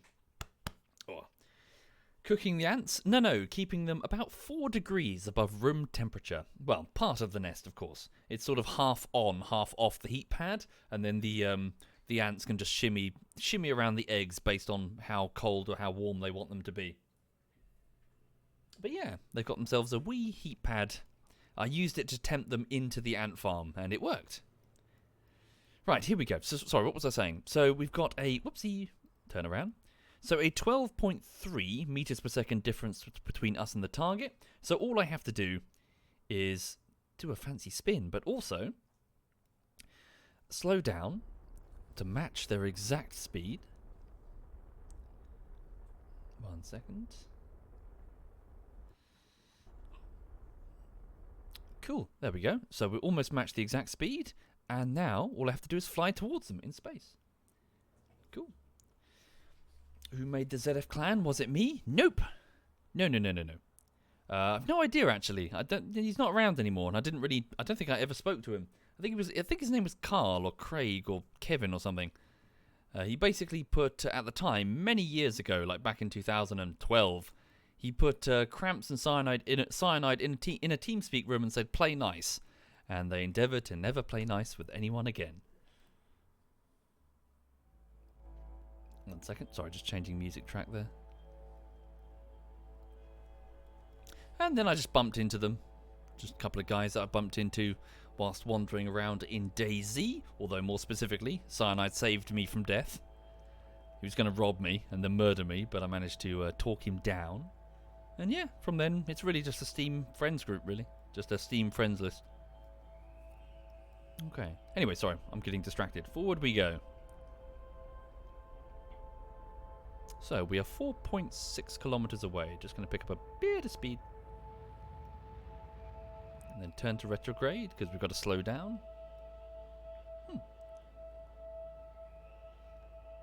Thank you, Nix. Good. Thank you for the recommendation, Nix.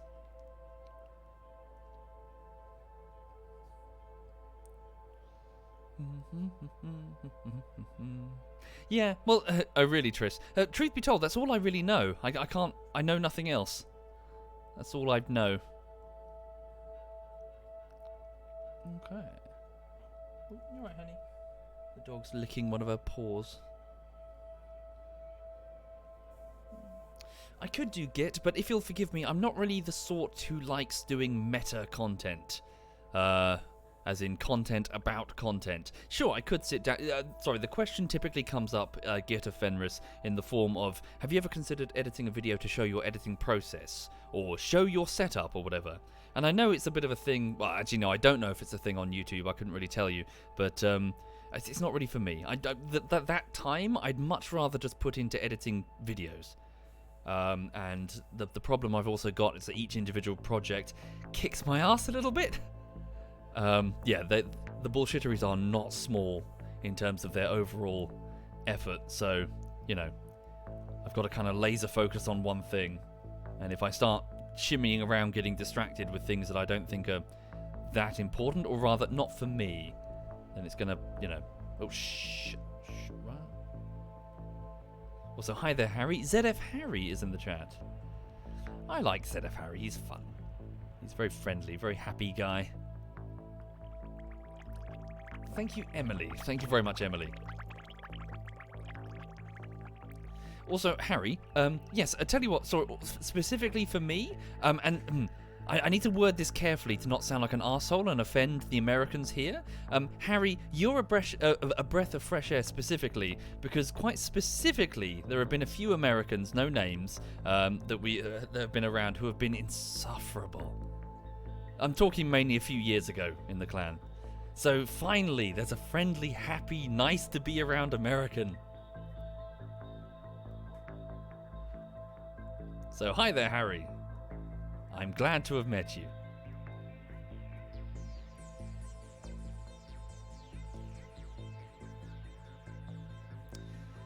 Right.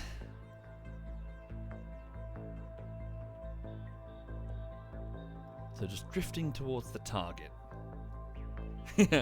Maybe he's part Canadian. I don't know. Actually, sorry. Now that you mention it, you do really like... Fuck. What is it? You keep screaming about the Browns, right? Or something? Is that ice hockey or is that American football?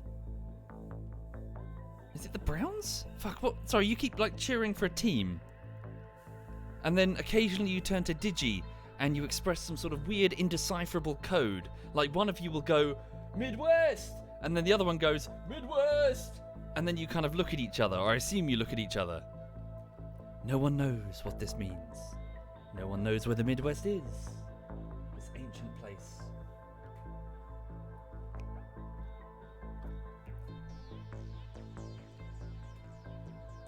Come on, let's speed up the time here.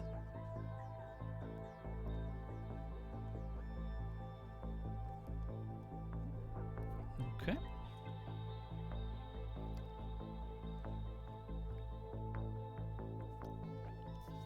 But yes, over here in England, it's all very perplexing.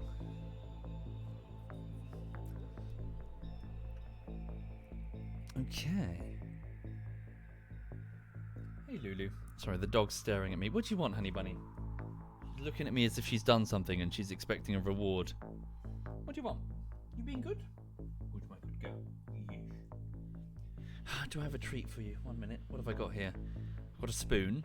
I've got a pen. I've got a small compass.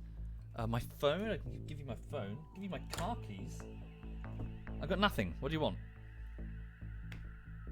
You're sitting next to a treat, you dumb bit. There's one there. There's a treat.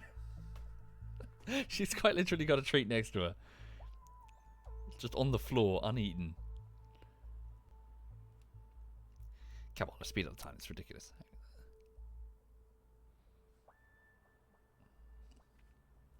How much mono do I have? Quite a bit. I'll just adjust with mono. Turn to face. Actually, I need to be careful because the mono on this plane is not that great.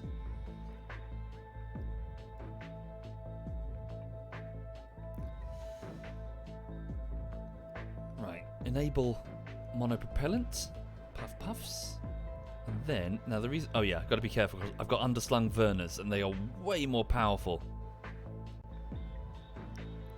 Keeps catching me out. I think I need to turn them down unless I'm coming in for a landing. Here we go.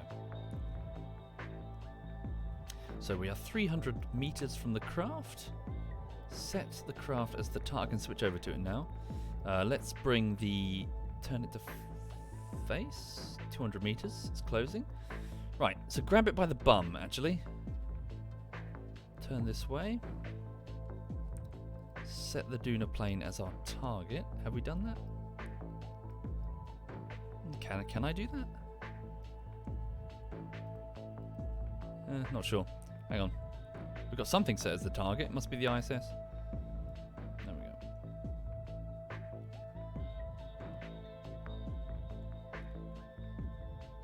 Oh no, really? Anti-target? Oh shit. What's going on? Ooh, that's weird. The plane is turning. What the fuck? Okay, you stay there. Don't move, probe. Just stay there.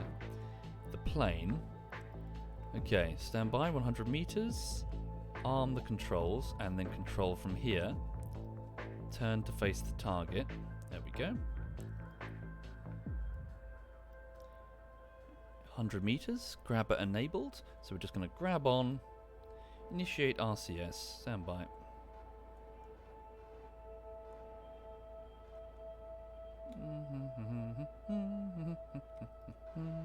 There we go, we're fine. Drift on in, 2 meters per second. Easy peasy lemon squeezy. We got it. Maybe give it a slight shimmy. Can we shimmy? Yeah.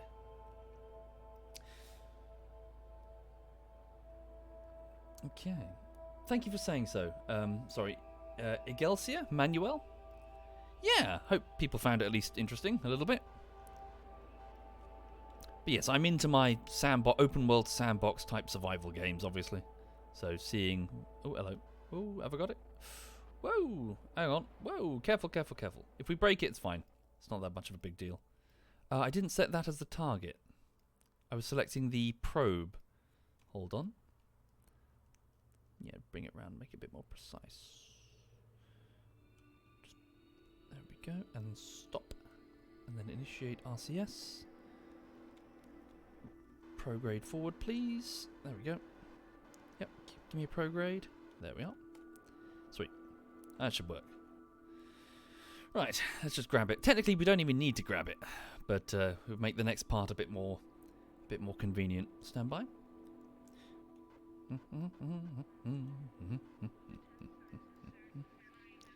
Come on, give it a grab. Lift that up into the grabber arm and grab. Hey, there we go. Right, we have grabbed the delivery. Let's see if it works. If it doesn't work, I'm going to be like, ugh. And I wouldn't know what to suggest beyond sending a replacement space plane. So, Stadius, could you please perform an EVA? Our engineer Stadius steps outside. She equips her light.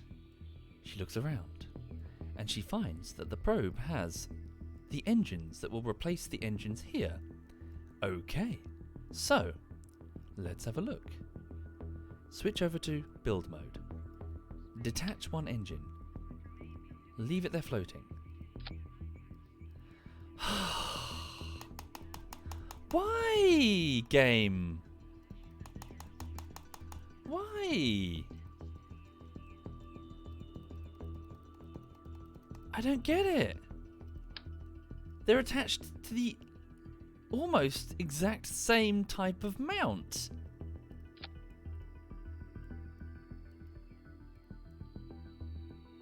That makes no sense. Like, not... They look fused together, but they're not. So that was the problem last time. They were fused together. So that's what I thought was the problem. I put them end to end. I was like, fuck. So they can't be detached now. Too heavy, but we're in a vacuum. Surely you can lift them off. So yes, that's true for most parts like that, but not for an engine that size. Come on. Mass is mass. So what, if I got Jeb out here, would he be able to make a difference? Jeb, can you EVA? Hold the ladder, Jeb. Just be in close proximity. Oh, that's most annoying. Oops. Switch over to Stadius. Switch over to the build tool. Gutted. I don't think so, Sendon, honestly. I've had decouplers on the last one and we jettisoned them on decouplers. Granted, they were fused together, so maybe, I don't know. Alright. Well, that simplified it, I guess. We'll just send a new replacement space plane. Fuck it. In fact, if we're going to send a replacement space plane, let's send them a massive replacement space plane. Like a fucking gigantic shuttle, like twice the size of this. Well. Yeah, gutting. Right, you two, sit here then, relax. We've still got to finish this mission with Jeff, don't we? So let's go back to Jeff, everyone. We'll finish that, then I'll bog off and get on with editing today, for I have much to do. So, the supply mission, like number 4, failed. Ugh.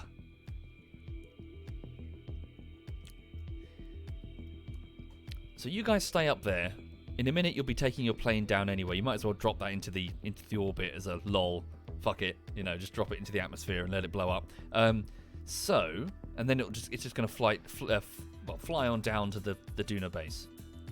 In the meantime, let's switch over to Jeff. And also, if you'll forgive me, I'm desperate for a wee-wee. I'll be back in just a few moments. Need a pee.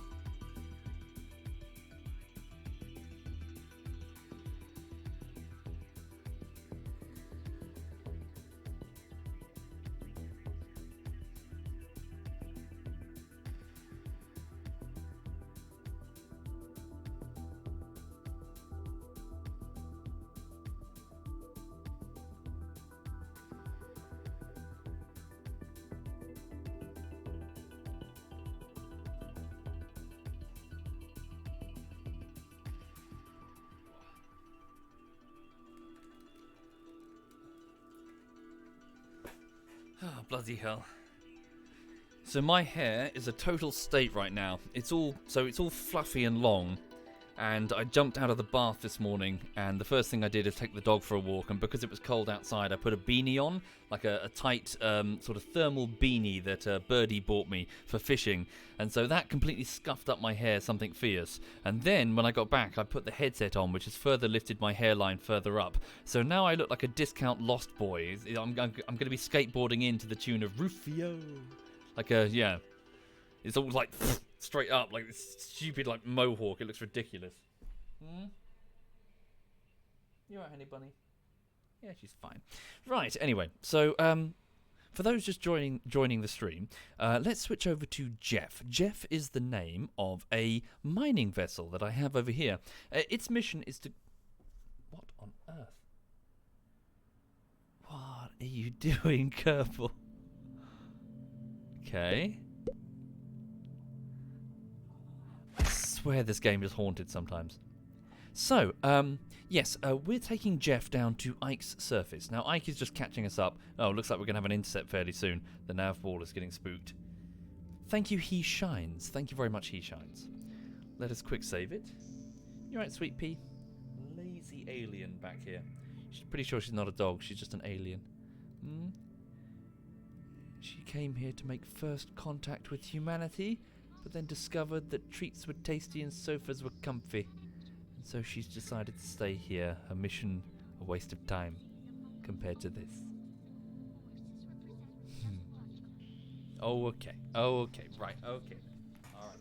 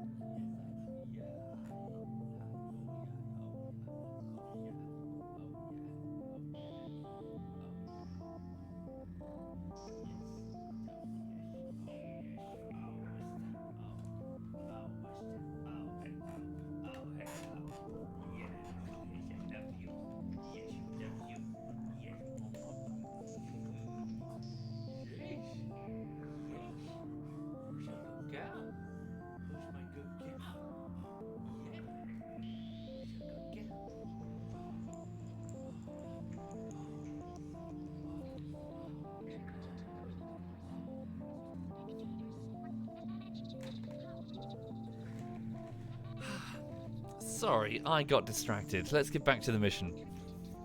Okay. So, Jeff, let's just wait then, and Jeff should get caught up by Ike momentarily. We just need to be a little bit careful to make sure that Jeff doesn't get thrown out of Duna's gravity well by Ike. Here we go. So, we've been caught. So, over here, what's Ike going to do? That looks a little less than predictable. No, that's actually an impact, isn't it? The nav computer doesn't know how to handle it. We are actually going to explode, unless we change our course. Which we should probably do now, nice and early. Okay, so... Actually, fuck it. We got the power. We got fucking shit ton of Delta V. Let's see what's going to happen. Also, hi there, Bavin. Hello indeed. ZF Bavin is in the chat. Okay. 10? In a vacuum? Rare? That's crazy. That'd be crazy, yo. Why did I say that? Come on, Ike.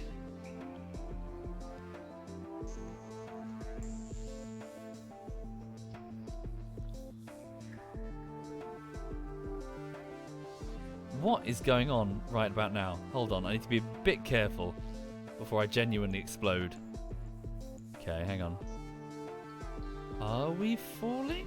Okay, what is happening, Ike? Walk there. Okay, right.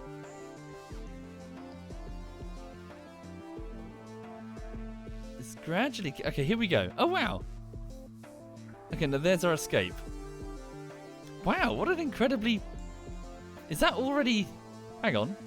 Just walk there. turn retrograde. Are we already on a near perfect inclination? Okay, hold up. First things first. Let's not get too distracted. Hello, Ike. So, give me the ore scanner. Open up the curb net, please. So there's my drone control unit. Curb net access. Now, in addition to the biomes that we saw before, 1 second. Zoom out. Are we too low in our orbit? The field of view is also quite low on this probe.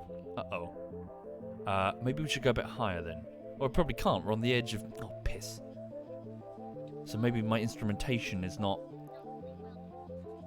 good enough. 1 second. So biome, lowland, refresh. So I can't zoom out too far. So central mountain range. Okay. So we're looking for a decent bit of ore. That's what I'm after. Thank you, Orcm. Pronounced awesome. Orcem. Thank you, Orcem. Thank you. Uh-oh. Uh-oh. Uh-oh. What the fuck? Enable the ore scanner, please. Deploy. There we go. CurbNet access. CurbNet is offline. CurbNet access here. Uh-oh. I'm not getting ore. Biome, body, ore. Only averages. Very low averages. Drat. So I was hoping that I could switch over to the CurbNet and be able to tell the ore. So a decent landing site. I was looking for a decent landing site for the ore itself. But if we can't get that, we could be... I'm not sure what to suggest. I wonder if the space plane... No, the space plane doesn't have an ore scanner. Do we have a dedicated... Hang on, what's this? Damaged... So that's just a satellite that belonged to a different company. What's that? Duna Comsat. Ike ore scanner. What's that? Why is that over there? Okay. Yeah, can we grab that Ike scanner and bring it over? Let's just get this thing in a stable orbit. First things first, eh? Warp here. Okay. Good afternoon, Zamrabbit. I hope you're very well. Yeah, pretty good. I'm supposed to be stopping the stream momentarily, though. Getting some lunch and then getting on with editing. Got much to do today. But I'm just trying to land Jeff. 1 second. Yeah. It was a mission to repair that satellite. Okay, there we go. So it's in a high orbit. Leave Jeff alone. Quick save. Alright. So the Ike ore scanner. Alright. So switch to... Just gonna have a quick drink.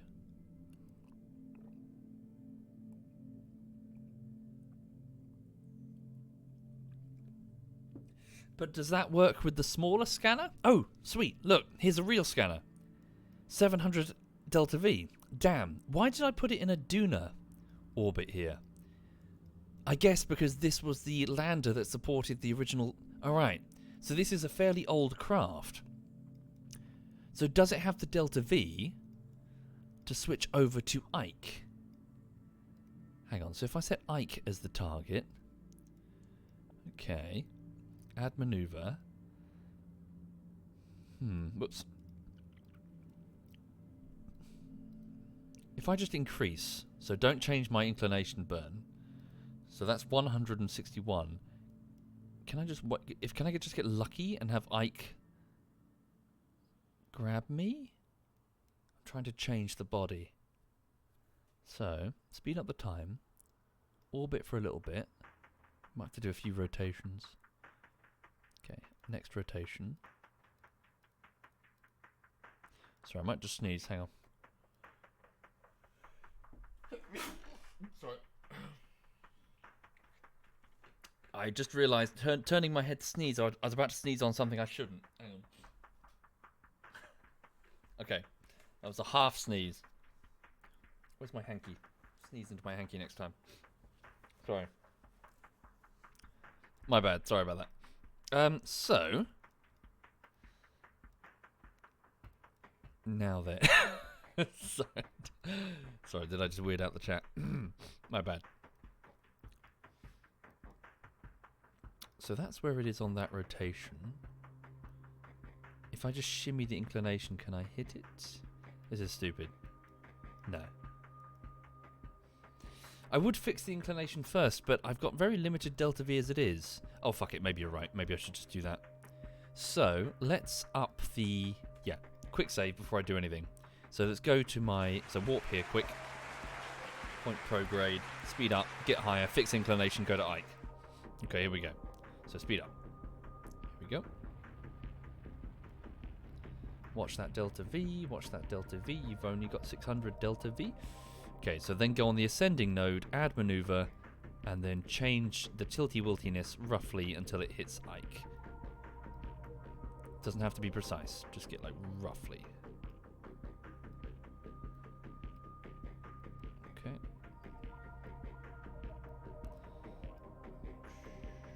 Keep going. Okay, Ike should be around there. In fact, it might just catch us shortly anyway if I just be patient. So that's 223 delta V. Turn to face maneuver. Warp to next objective. Okay. Thank you, Mad Gammon Matt and Cassica. Longingus? No. Longinus. Thank you very much, both of you. Thank you, Casca and Mad Gammon Matt. Okay, stand by. Speed up time. So we're down to... So we'll have, what, 300 delta V-ish? Cut there. So I'm hoping if we just wait a few rotations, Ike will grab us. Here we go.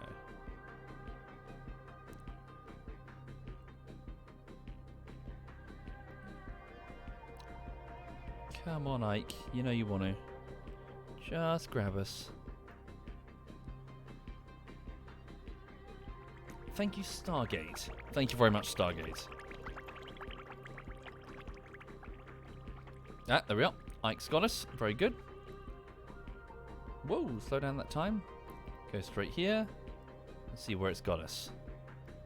That is a weird looking... What the fuck? Okay, there we go. Whoa, that's going to be an impact unless we do something. So, oh, fairly good. Almost polar already. So let's do a high orbit inclination change. So we want to do inclination that way, please. Very good. Cool. And then lower, because it's got a very slight gravity well here, isn't it? Cool. Thank you, BS Gamer Girl 1. Thank you very much, BS. I hope you're very well. Thank you. Sorry, let me just fucking fiddle. Show me the advanced... so 93.4 inclination difference. Reduce speed. 90 degrees. Oh, lovely. Keep going. Oh, wow. Holy shit. Keep going, keep going, keep going. 90, almost 90 degrees exactly. Almost 90 degrees exactly. 91, yeah, 90.1 degrees. Woo! Okay, there we go. Job's a good one. So that's 110 delta V. Turn to face and speed to next objective. Thank you, Equinoxia and BS Gamer Girl and Stargate. Thank you, all of you. Thank you. There we go. Right, so we've switched from Duna to Ike. So we've just gone high enough and just close enough to its inclination that it's grabbed us. And now we're just going to fall straight towards Ike and explode unless I do an inclination change here, which we will, initiating. There we go. Cut. And then that's almost perfect. So almost 90 degrees. All scanners in position. Then go to the apoapsis. So warp here. 5 hours until the apoapsis. Thank you, Firefly. Yeah. I think I've gotten the hang of inclination changes now. Not entirely, but more so than I did before.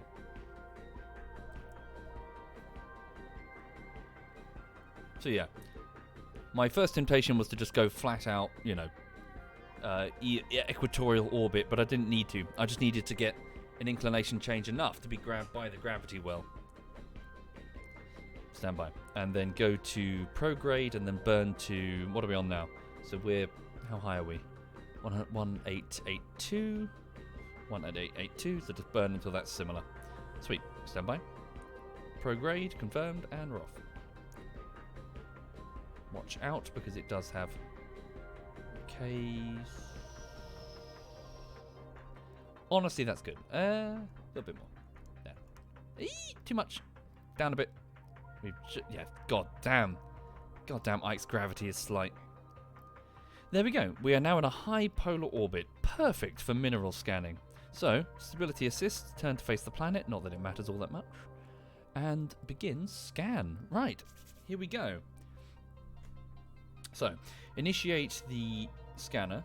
Perform orbital survey. You must be in a stable polar orbit. Oh. So what's this? This is interesting. So you can do like a true survey now. Between 25 kilometers and 650 kilometers. Ah, interesting. So we need to come down a bit for a true orbital survey. But I don't care about that. I just wanted to do the... toggle the overlay. Here we go. Or... monochrome. Oh. Oh, this is different. Hang on a minute. So I do need to be a certain height now. Ah, okay. Stable. Yeah, let's do that then. Okay, let's go to the Perry then. I didn't know this. You didn't have to do this before, as far as I remember. Warp here.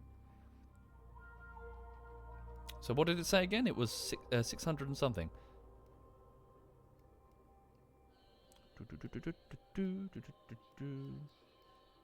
650. Alright, hang on. So it says 650. Alright, we'll just come down then to 650 kilometers. Whoops, careful. There we go. 624. Go to the Perry, warp here. Bit of a slow orbit. It's going to take us quite a few hours.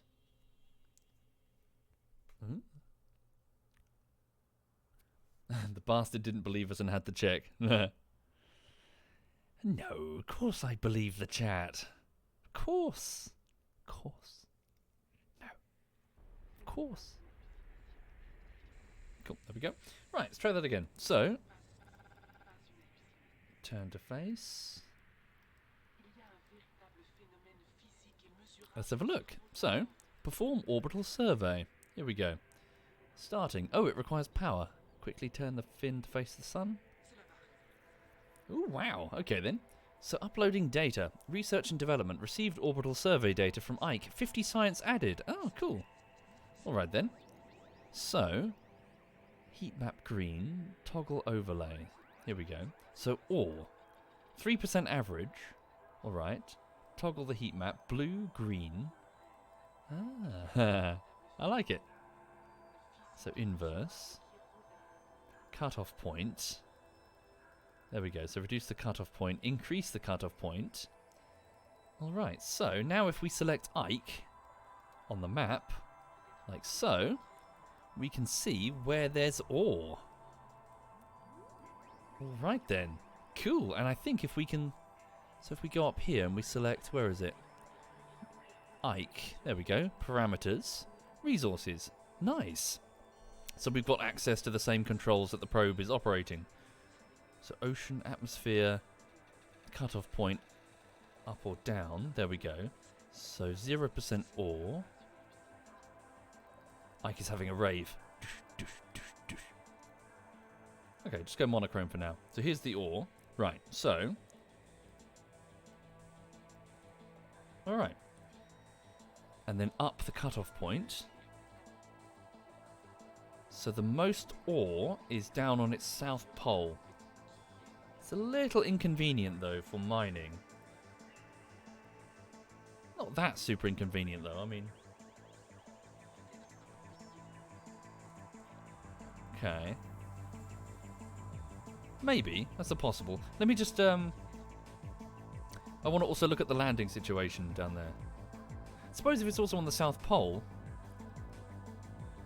I'm not so sure what the... Need to look at the terrain, see if it's like monstrously hilly. Could be a nightmare for keeping solar energy on the mining thing. So where's the next one? So potentially there, 30% there. Okay, so let's put a marker. Yeah, so where's that? Sorry, come here. Can I just get to your KerbNet scanner? Do you have access? Yeah, KerbNet access. Here we go. So, show me the... You've got biome view, altitude... But yeah, so zoom in, please. Reduce your field of view. So... Oh, this could be awkward for a craft that's this high up. Which way is this travelling? Drat. Crap. It's going... that way? I can't even tell, actually. So it's travelling towards Duna. So it's going that way, I think. So that is that? Basically, I need to mark that with a waypoint. And I don't have the ability to... Oh, hang on. What happens if I switch this on? Deploy. KerbNet. Can I access it from here? Oh, I can. Hey, there we go. Hey, this is what I wanted. Here we go. So, refresh. Hey, here we are. Lovely, lovely, lovely. Okay, so now I just want to designate it with a waypoint so I know where it is. So, Ike, average 1.8%. Targets, I see. So, targets 6.16% ore. Color. Nice. So that must be it, that blob there. So that's 6%. 0%, 2%, right there. So let's place down a waypoint. Whoops. Didn't give it a fancy name. So delete waypoint. Select this waypoint and say... I don't know, what would we call that? So an ore-rich 6% pole, really. Any name ideas? Thank you, Toxic Rizu. Thank you very much, Toxic. Jeff's hole. The booty zone. Or south. Mother Chode. Jeff Hall. Thank you, Fishy Saxon. The ore bory place. Drill this. 11 meter deep ore. Right. Rich ore bust. Penetration zone, says Silverlanen. Glor ory hole, says Toby. Get out. It's terrible. Be ashamed of yourself. Okay. Or what? That's not too bad. Devious. Yeah, hang on. Boring. No. Fuck, I don't even know. Just call it fucking South.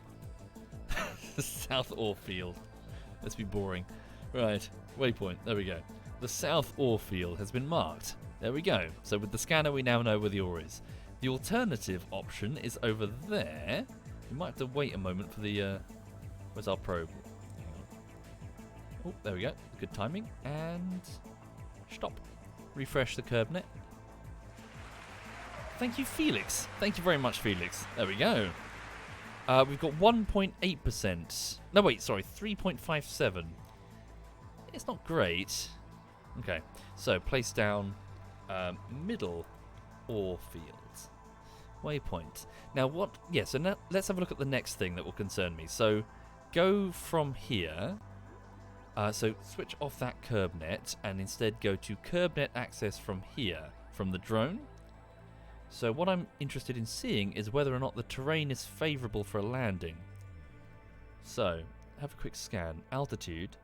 So, get rid of that. 8 points. Rolling hills, by the looks of things. I don't see some incredibly big gradient differences. There is if we go that way. Okay, so the middle point has some sort of rolling hill thing going on. So what about the south, the southern bit over there? We've got to fly around again, haven't we? I should have done that before.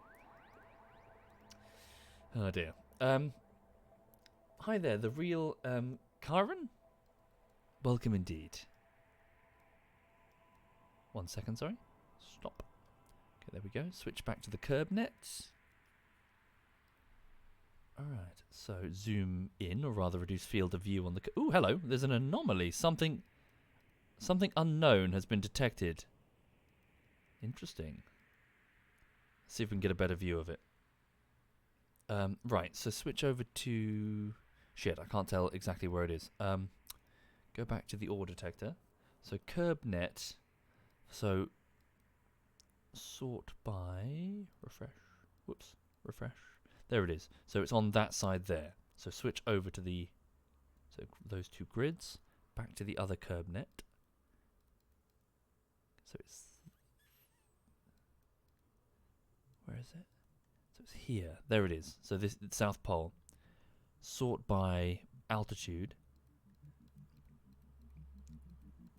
Yeah, there's some variance in hills, but they both seem quite similar. They're alternating between 8 kilometers above sea level and 10. The other one was 9. Okay, no, honestly, I don't...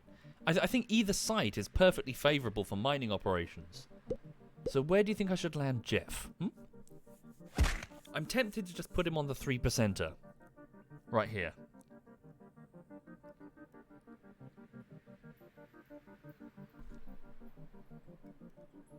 Rather than deal with inclination differences. Fuck it. Inclination differences for something like Ike, where the gravity is incredibly low. Yeah, let's just go to the... Yeah, we'll go to the South Pole then. Let's switch over to Jeff. So well done, little satellite. Before we leave you, could you have a quick look at that anomaly that you spotted? What exactly was that? We'll put a marker down. KerbNet, please. Okay, so chat says South Pole. So yeah, let's give that a welly, shall we? So there's something there. Yeah, get a better view of it. Orbit around a little bit until we... Whoa, hello. Refresh every 3 seconds. See if we can pick that up again. There it is. Where is that? What is that? Some sort of anomaly has been detected. In the biome what? The lowlands. Something is there, everyone. Okay, scans report something unknown. Waypoint marked. Where? There.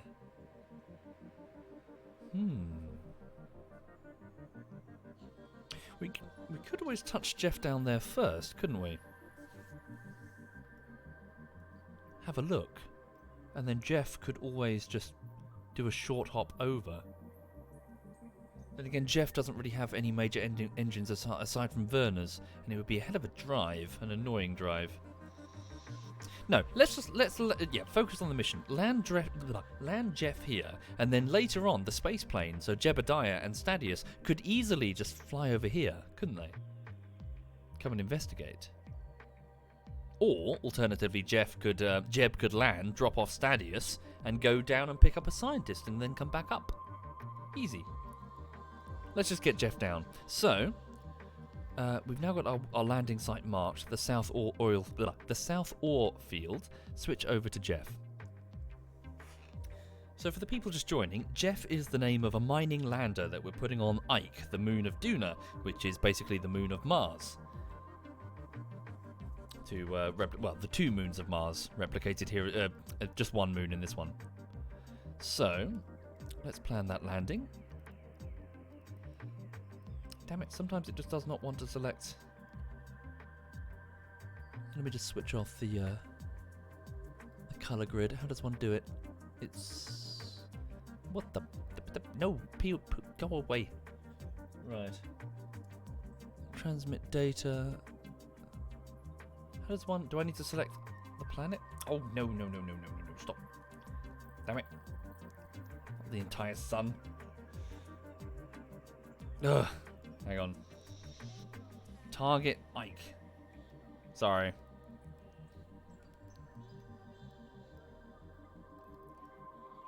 Focus Jeff. No, there we go. Focus Ike. Here we go. Oh, it's done it anyway. Right, here we go.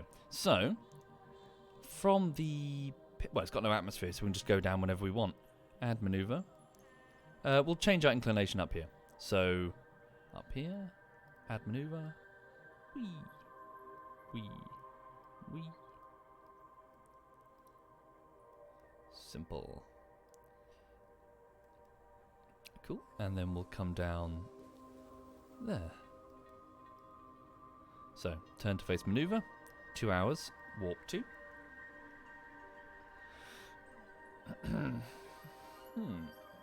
Right. And then, cool. There's our landing site. South Ore Field. Jeff is turning.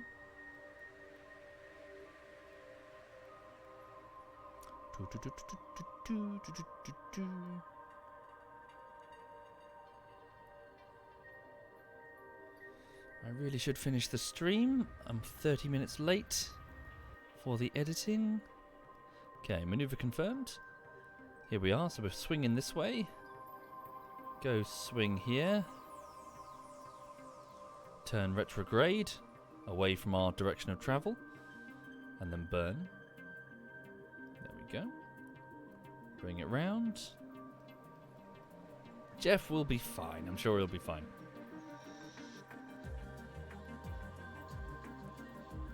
There we go. Burning retrograde. Let's come on down.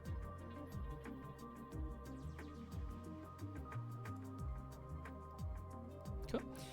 Now, yeah, we've got so much Delta V, we can pretty much just touch down wherever and whenever, really. So, there's our South Ore Field landing site. Quick save. Let's try and aim for an area with the fewest craters. Eh? There we go. Warp to next maneuver. So we want to try and keep the solar panels in the sun for as long as possible. Okay. Hello, Ike. So we've sent a probe which did a very embarrassing thunk is the best way to describe it, landing. We landed a probe, but it was going to Mars, and it wasn't at all built for this, so it just kind of went thunk, straight down. But we did land a probe, but beyond that, we haven't done a huge amount of exploration of Ike. Here we go. Quick save. Initiating. There we go. Unstable orbit. We're going in for an impact. Coming on in. Warp here. Whee!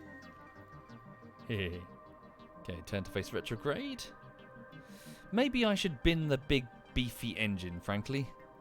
And just go with... Yeah, even though there's plenty of fuel... we'll just take it. Hang on. Maybe I should have done this sooner. Quickly highlight this engine. Then these two. And then say in and in. Take the fuel, ditch the engine. Then we'll have more overall control.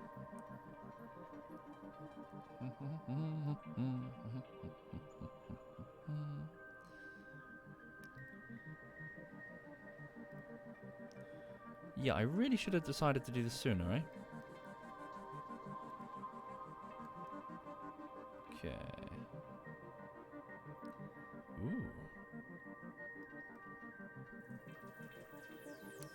Right, there we go. Yeah, last minute changes, always the way.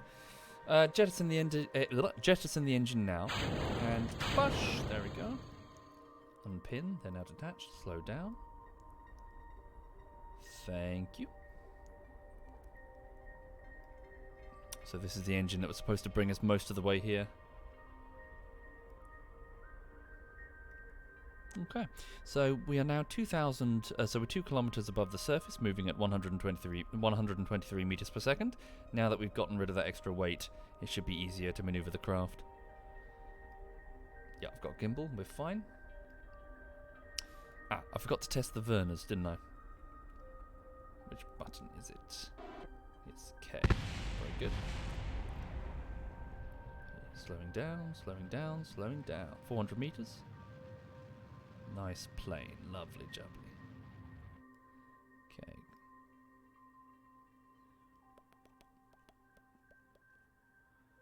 There we go, just drift our way all the way down. Get those those underside lights on for the cool factor. Jeff arrives here on Ike. There we go. 155 meters from the surface. We could always go up that hill if there is ore up there.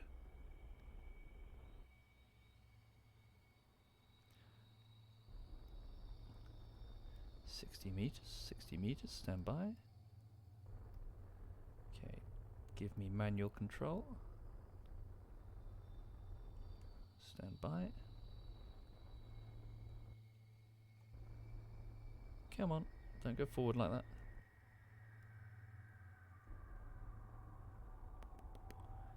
Drift down. I don't want to be going forward. There we go. Retract just in case. You never know. Stand by for touchdown. 14 meters. Okay, and spin Jeff, spin Jeff, spin Jeff. Uh-oh, whoops. Good job I retracted the solar panel, eh? Right. Now, can we... That was a bit of an error, but at least the solar panels are probably strong enough to right us. 1 second. Let's give it a push. Push, push, push, push, push, push, and... Shit. Retract before you do damage. Uh-oh. So, hang on. So do you reckon if we... Damn it. We did not anticipate this situation. Alright. Nope, don't do that. We're just gonna... No! Technically that's okay. We meant to do that. In fact, just jettison that. Ah, shit. Can we right ourselves? Can we right ourselves? Tell you what, let me, turn this way so that we're down, the wheels are downhill, right? And then, hang on, do this, ready? So then we'll get the solar panels up like this, give us a push over. There we go. A little bit more, a little bit more, a little bit more. Come on. Come on, Jeff. Come on, Jeff. Come on, come on, come on, come on, come on. Try again. This is like me getting up in the morning. Here we go. Ready? Stand and up. There we go. You can do it. Get some coffee. Get into the bath. Come on. Come on. Almost. Almost. Shit. Come on. RCS. We've only got downward facing RCS. That's the... Oh, I see what you're saying. As in spin it round and just push it with the RCS? Hang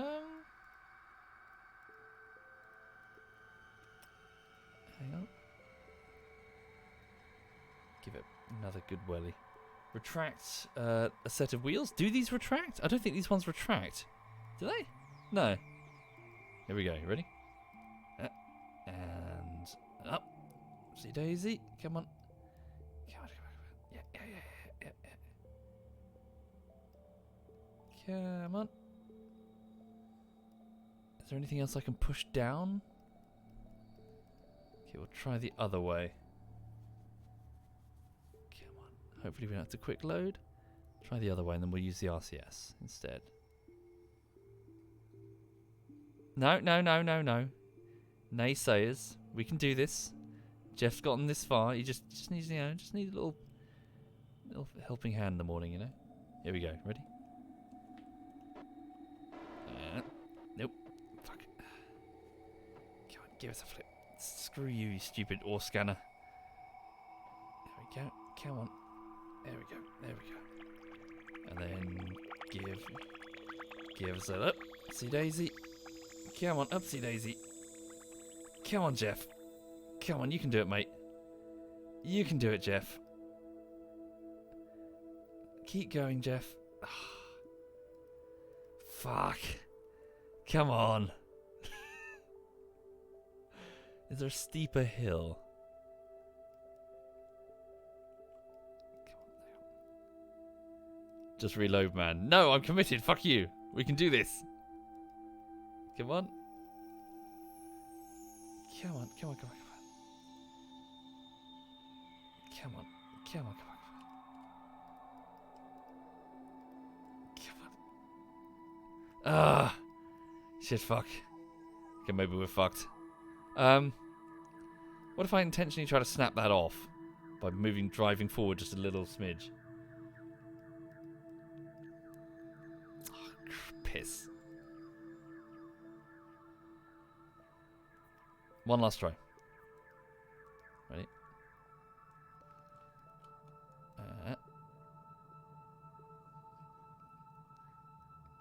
Come on.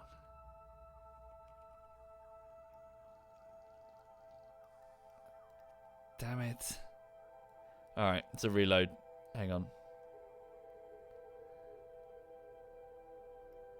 Come on. Or, actually, hang on. No. What if, you ready? Right, here we go. Right, so.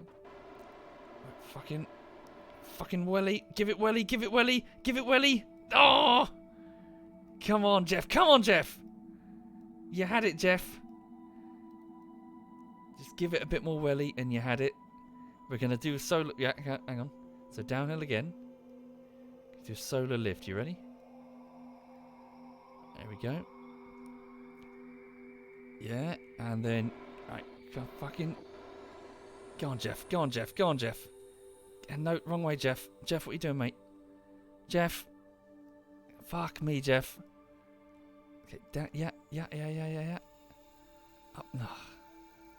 Now he's breakdancing on the surface of Ike. Come on, Jeff. Come on. Give it a... Come on. Oh, you fat bastard.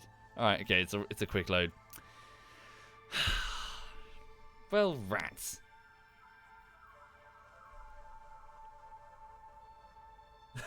I thought we'd have it. Oh well. Jeff didn't want to wake up that morning. Here we go. Let's try that again, shall we? 4 seconds till the node. Pointing straight at it. Initiate burn. La-di-da-di-da. Right, this time don't land on our belly like a tortoise in the desert, eh? Warp here. Turn retrograde.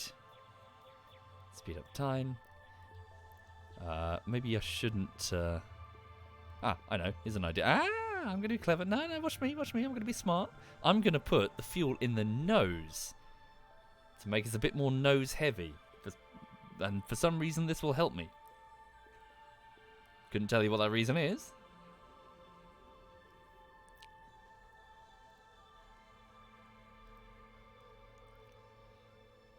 Okay.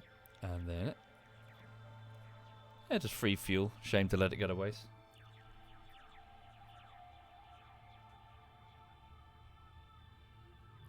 Okay.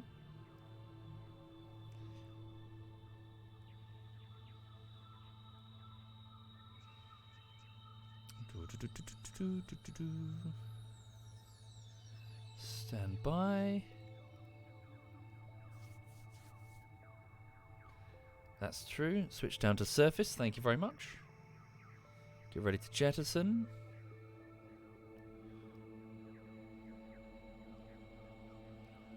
Okay.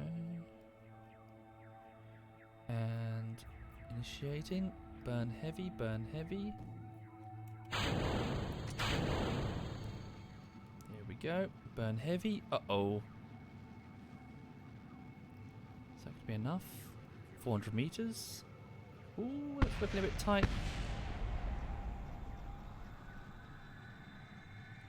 Yeah, we're fine. Alright. Ease up now, ease up. Okay. Pointing straight up. Nope. Careful. Okay, just drift straight down. There we go. Okay, and then we go this way. 65 meters, stand by. So I need to point to bearing 270. Stand by to detach. Stand by. Initiating detachment now. Uh-oh. I left the engine on. Oh no! Oh piss. That's a huge cock up. I switched the engine on and then I detached it. So now this engine is pushing Jeff. Okay, right. Can you fuck off? Please fuck off. Okay, right. like a pushy lady in a bar that won't leave you alone after several Tia Marias. We are getting pushed all over this club right about now. Fuck off! I've got a girlfriend. Fuck off! Right. Okay. Hang on. There. Right. Okay. Now, can we recover from this shit show? I think the answer might be no, but we're gonna try. We're going up to. Right. We're going up to 13 kilometers now. And all I've got are Verners, just downward-facing, non-gimbaled Verners. Oh, Jeff, mate. I think you're in trouble. All I've got are Verners. That's it. Okay, let's... I mean, are they even capable? My thruster weight? Stand by. Do I even have capable... Hang on, yeah. Right. That's a fuck up. So, to explain, I ditched the engine but switched it on. So it was switched on, but I had no control over it. It was effectively just pushing me along. Okay. So, quickly, turn to control surface. Turn to face. So control surface reversed, not reversed. So that's our prograde. Fuck. I need up, right? Reversed? Damn. Okay, so default. So prograde. How am I going to do this? No, the nav ball won't even give me appropriate control because it's just a downward-facing Werner. I stand no chance. Fuck, I've just got to do my best. We got the thruster weight, but the nav ball, I've just got to eyeball it. Normal, anti-normal? Yeah, but I don't even have that on the nav bar. That's my point. Unless it's...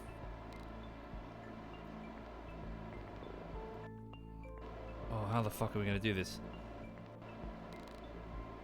Okay, try and get my prograde pointing straight down.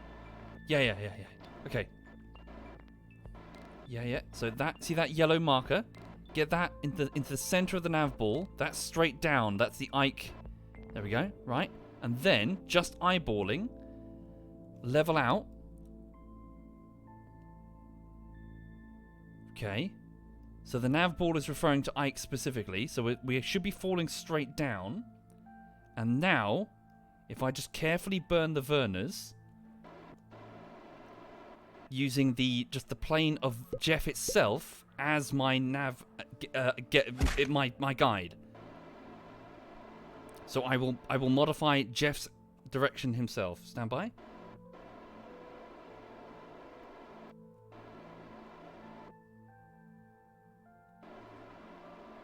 One kilometer.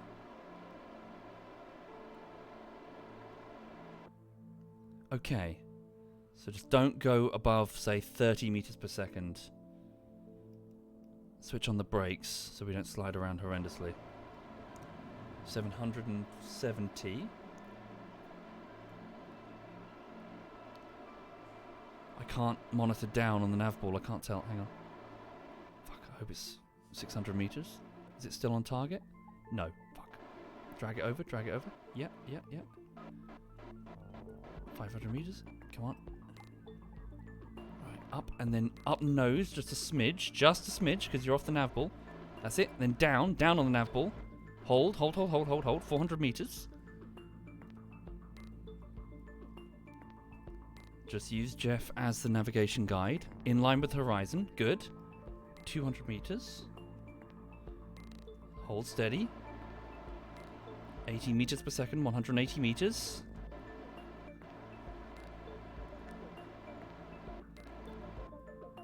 $80 meters. Get those lights on.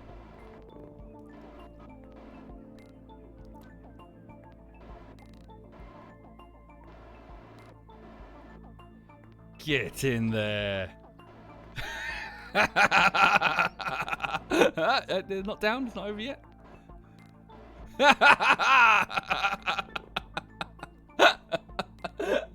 Oh, recovery.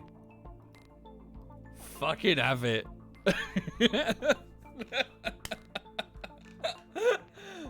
right, okay. That was a successful save, I think, folks. Jesus, with no nav ball support at all.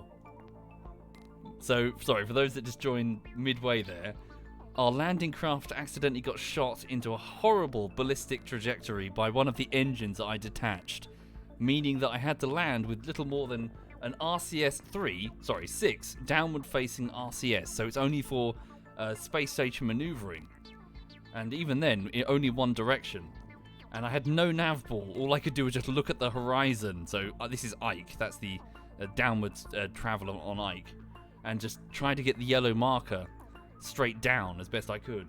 And then just wing it. Okay, we're down and we're sliding. That's kind of weird. Hang on a minute. Let's up there. Quick. Motor traction control. Up the wheel traction control. Okay. And then brakes are on. Hopefully we should come to a stop. There we go. Not too bad, eh? Good job I transferred the fuel over before I tried that maneuver, instead of just having the trace amounts of fuel from before. Yeah, I'd save, but we're sliding, and it won't let me save when we're moving. What about if I just turn? Hang on, take the brakes off. Just drive. Let's just drive down to the flat area.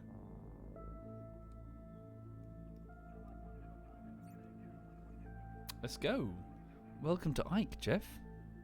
You've done it. You're here.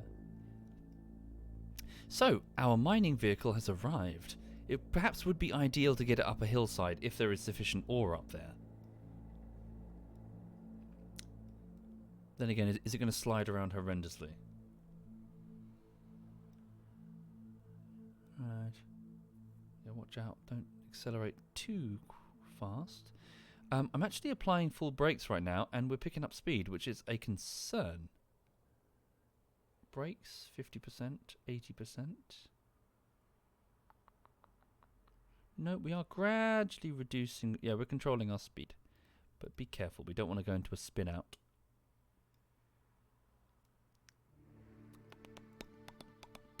Brakes.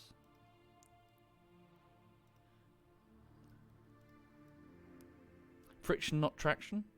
Friction, not traction. Friction control auto. Standby. Oh no, wait, we're not at the bottom part of the plane yet. Top right, electrical charge. Yeah, we're fine. Don't worry. Okay, so frankly, that seems like a good place to leave it for this stream. Although, sorry, before I just want to come to a complete stop, save it, and then deploy the mining drill.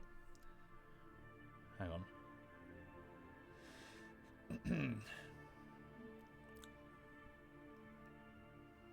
Come on. Here we are.